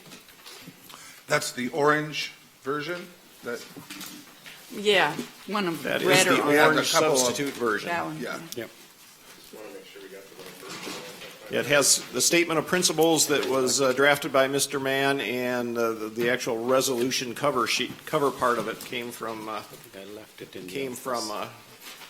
Mr. Donovan. And my understanding is, and I think somebody just handed it to me, that the sheriff made a recommendation of a slight change that I think probably makes good sense, but this is the first I have actually even seen it. So if somebody's seen it and wants to make that amendment, that might be good. Ken's seen it. So, Are you speaking to that amendment? Yes, and I've actually drafted up the language for that. Okay, Mr. Brown. The same as this one right here? Yeah. Oh, okay. It just incorporates it in there. Where are you putting it? We don't actually have a motion. Oh, nice. And I move approval from the committee. And I second that. I haven't seen it Oh, Yes, Ms. Brenner. yeah. Is this the words that the sheriff did? Yeah. Cleaned up a little bit, but yes, it's basically exactly the same language. I liked his words. No, he repeated a couple of words I just took out. Okay. You can read the difference. It has exactly the same meaning.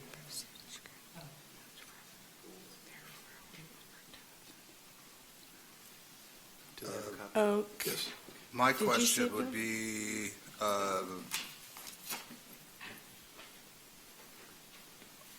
rolling this into the same bullet point as the funding proposal, was that the intent of the sheriff's email? I didn't get that out of that. Correct. Yeah, he asked for it to be Added. inserted in the beginning of 13, which is what I've. Oh, okay. Okay. And if you like, I'll read that into the record. Yes, that'd be good. Thank you. So the change was on the amended orange version. The change was that item 13 would read, "We recognise the need to provide a safer, more secure and healthier environment for those who work, visit and are incarcerated within the jail. Therefore, we will work to have a funding proposal on the ballot no later than November 2017. We have a second? Yeah. I second that. Okay. We have a motion and a second. Ms. Brenner? well, I just know, I just handed it. It's okay with you? Yeah, okay. Any other discussion on the amendment? Yeah, that's what I'm, sure. I'm fine. Well, we have this- Oh, a word. Yeah, the. There's a typo. That Paul found, no later than used to be in there, but I just want to make sure, we were changing 13 in committee to make it so it said with a goal of no later than, and this wording says we will work to have it, is that? Sorry, it should reflect with a goal, so you're right. Well, I think they're both being less dictatorial about it must be November 2017, but we want to really set that there to hold our feet to the idea of having it. So to your point, Mr. Donovan, Do we want it to say the language we had, therefore we have a goal of no later than, or are we happy with this new language that says we will work to have funding proposal? I think my question is to people who wanted that language changed in committee, does that give us the same outcomes? I want the with a goal of still in there. Okay. and if I may, my intention was not to remove that language, it was just an oversight. Mhm, yeah, nice try, Mr. Brown. Let's clear this up first. Okay, clear what up? So, Mr. Brown, would you like to restate your motion, please? Yeah, so, let me just give me a second. Sure.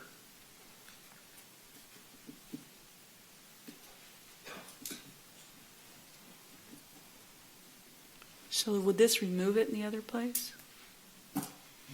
Is Okay, this- so it would now read, "We recognise the need to provide a safer, more secure and healthier environment for those who work, visit and are incarcerated within the jail.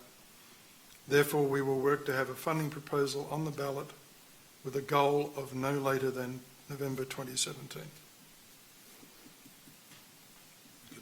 I'm great with that. Yeah, that's great. Ms. Brenner? Well, I think our goal of getting it on the ballot by then is a combination of everything. And I think that the comments that we got from the sheriff is a standalone comment. And I'm actually sorry we never really didn't put something like that in there. I'm really embarrassed that we didn't. So what the sheriff says, we recognize the need to provide a safer, more secure, and healthier environment for those who work within the jail, visit the jail, comma, and are incarcerated within the jail. That's a very humane, caring position.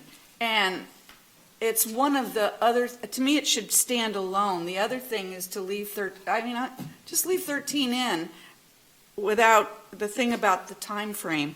I like this standing alone, and I just think it's well done the way it was. So, And now we're getting, I'm confused about, so are we not going to have 13 in there? No, 13 was as he read it. It was inclusive of both ideas. Okay, hold on. Where's the one? Mr. Chair? Yes, Mr. Weimer. I was thinking as I glanced at what you handed me from the sheriff, he said to add that language at the beginning of number 13, so it combined the two just Oh. as Mr. Brown Okay, suggested. all But right. you've got it again, doesn't it say to add it to number 13? Oh, maybe it did. I just liked that it was a comment that caught my attention so much that I didn't want Yes, it. added to the start of the paragraph, yes. I would rather have it added to the start of the resolution, the whole resolution. Okay, we have a Whatever. motion and a second on the amendment as read by Councilmember Brown. Any further discussion? Yeah,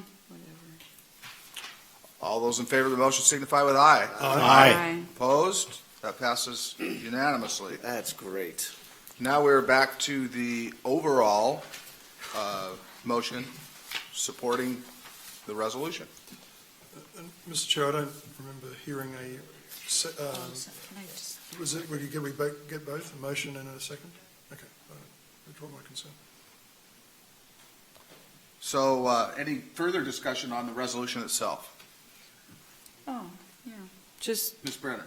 I think there was a lot of compromise on it, and I'm going to support it because we came from pretty far extreme positions, and I think this is a good mix. Any further discussion? Seeing none, all those in favor of the resolution signify with aye. Aye. Opposed? That passes unanimously. That's great. And I think the hope was that this could get sent out to all the legislative authorities within the county as soon as possible to get their feedback on it. Okay, we have something else from planning. The other one we had in planning was a resolution initiating a comprehensive plan and zoning amendments. And after some discussion, that was recommended for approval 3-0. And I so move, but I have a question for Mr. Personius regarding that before we vote on it. Yeah, we didn't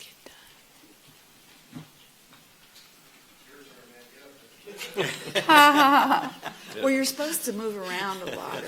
It's Safety warrants on Title 20. We need some exercise. Good evening, council. My question was, we had some discussion early on, I think we lost track of it in committee, that within one of these comp plan amendments, one of them is for the MRL designation out on Lummi Island, which that property is sold, so it's kind of a silly one to have on the list. We're introducing some other legislation this evening that would allow us to take it off the list, and I think Matt had suggested we should just hold this in committee until we deal with the new language that would allow us to remove ones that no longer are valid. So the question is, do you care which direction we do this? Should we hold it so we can clean it up, or does it make very little difference? It makes very little difference to me. To me personally, you can hold it up, and then what's coming to you tonight for introduction in the code scrub is some changes to the docketing procedures that would give you authority to written authority to remove something from the docket which you don't currently have written authority. But you could also do that at any time. So you don't. We could pass this evening, and Yes. once we do the other one, we could remove it. Correct. All right, so the motion was to pass these 3-0, and that's my motion. And it's the red version. Mrs. Brenner? And before you go away, and I supported it, but there are, my only concern is by leaving stuff in that we know is no longer valid, and not just that one, but also the clean green thing, and wasn't that part of it too? That was part, there was a thing on clean green that is no longer valid because the city of Bellingham isn't going to do it. We're not You're gonna do- thinking of the utilities element today.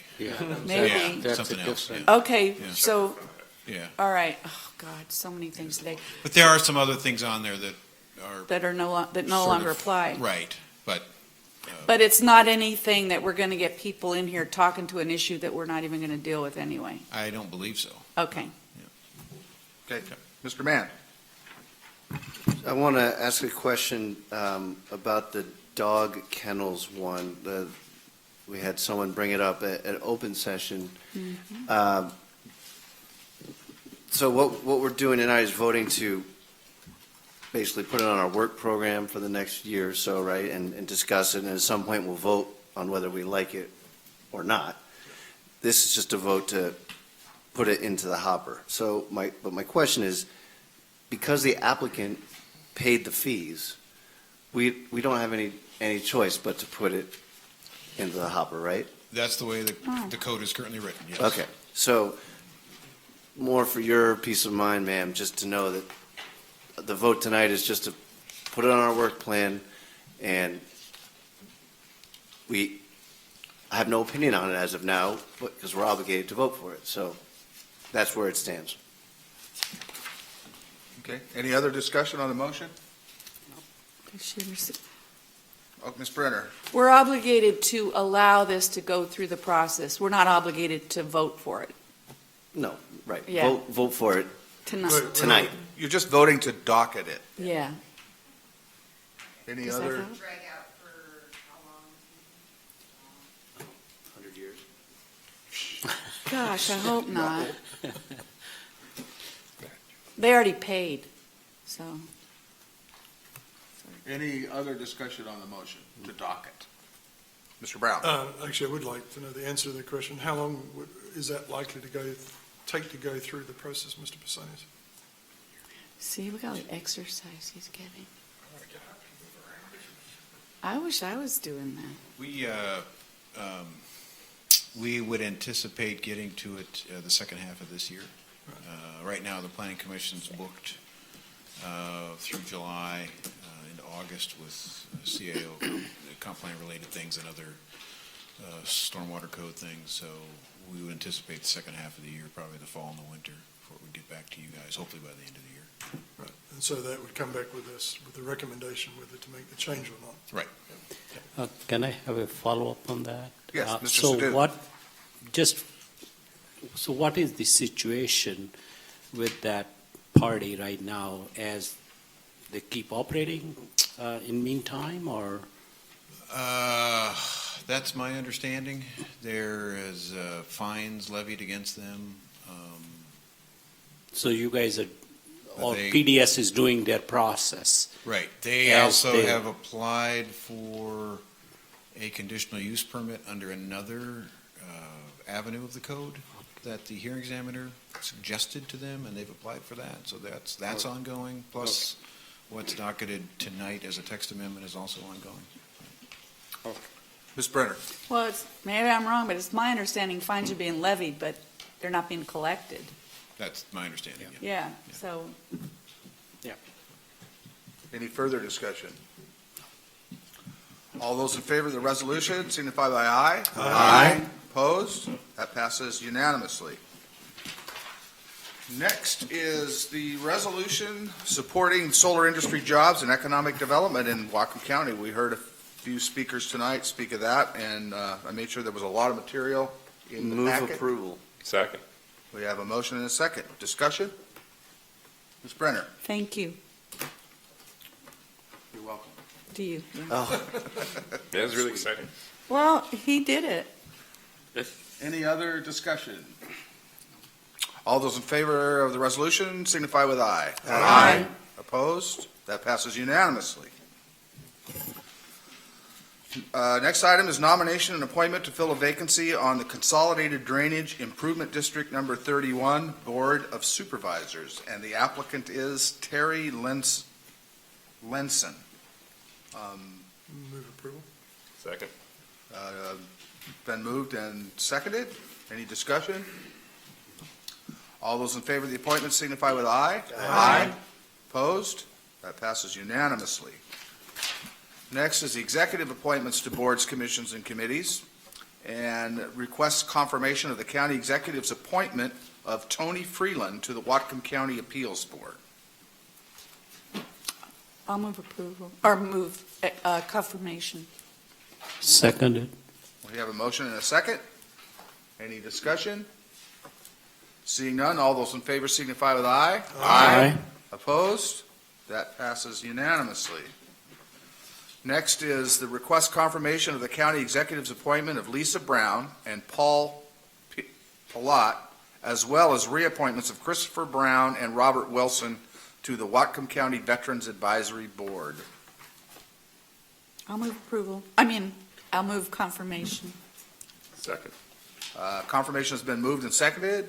Any discussion? Seeing none, all those in favor signify with aye. Aye. Opposed? Passes unanimously. We have 4 introduction items. We have a motion to introduce. I'll move approval, yeah. Second? We have a motion and a second to introduce. Any discussion? Mr. Weimer. Yeah, I was just wondering what the plan was for item number 1. I see it scheduled for a hearing. Is that going to be in 2 weeks, or? I think it probably should go to a committee for discussion too, because there's a couple things in there that are more than minor amendments. I don't know what, is that what the agenda bill sheet says? Is a hearing in 2 weeks?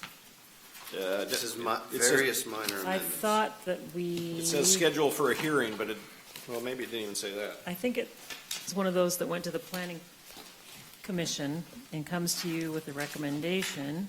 And if you want to change their recommendation, then you would have a hearing. But I need to check. Okay, well, I don't care about the hearing so much as I want to make sure it goes into a committee for some discussion. It is 90 pages of minor Mark, amendments. do you know how this one is, how you're planning to have the code scrub scheduled? Do you remember?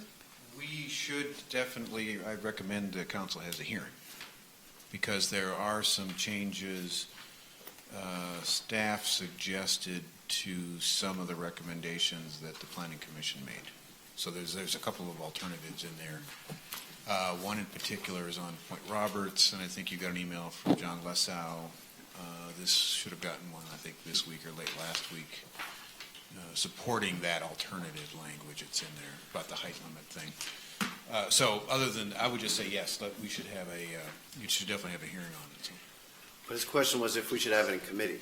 It's going to be it shows on the agenda bill sheet, it's 322 Planning and Development PV Committee. 322. And a hearing would be scheduled at a later date.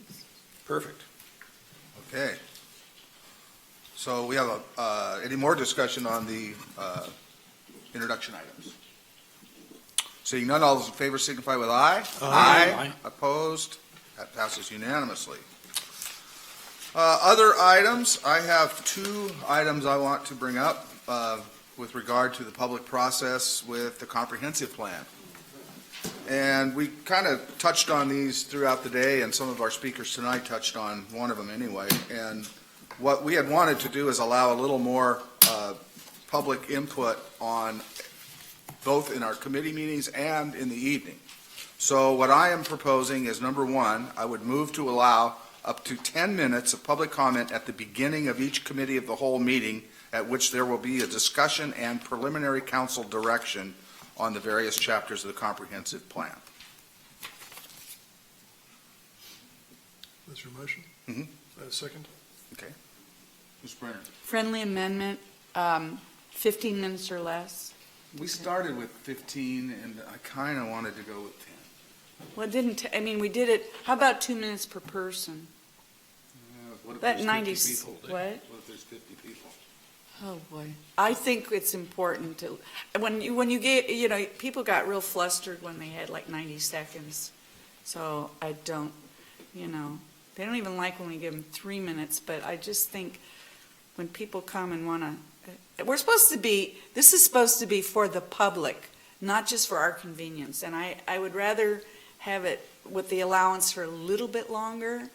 But if it's a lot of people, then we cut them down. But I'd like to allow 15 minutes instead of 10.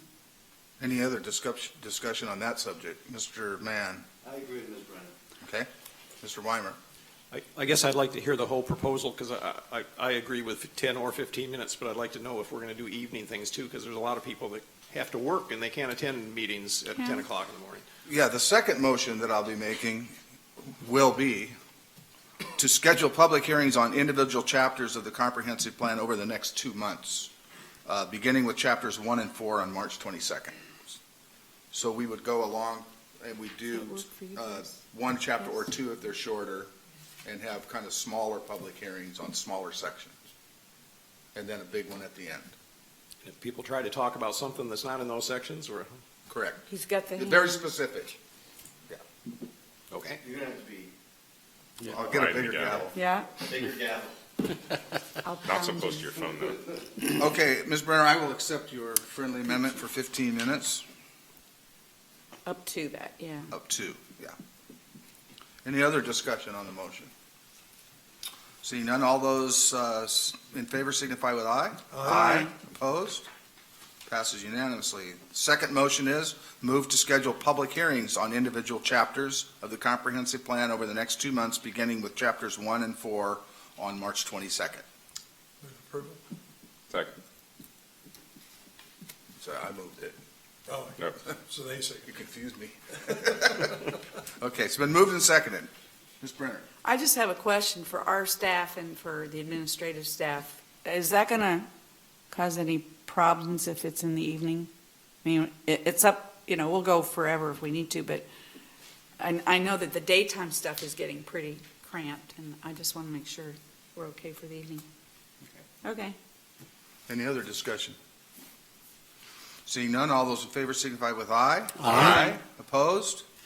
Passes 7-0. Any other items?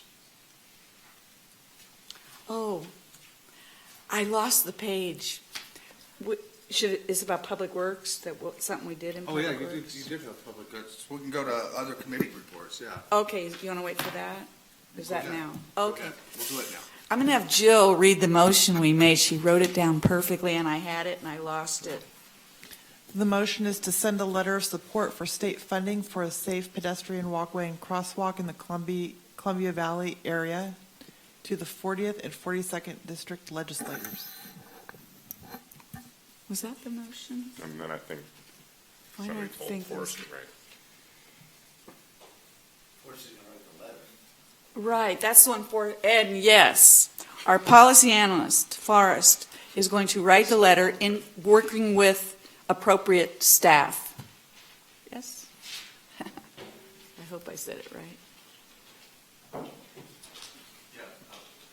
Yeah, that's fine. I just wanted clarification on if there was a particular council member that I should have that wants to sign it or final say if that should be Mr. Buchanan or what, just so it's, because we don't have time to. I think you could just bring it to the Public Works Committee to start off with or not. No. Well, we want to send it. We would want to send it like very soon, so I don't think there's time to have it come to council again before it Okay. goes out.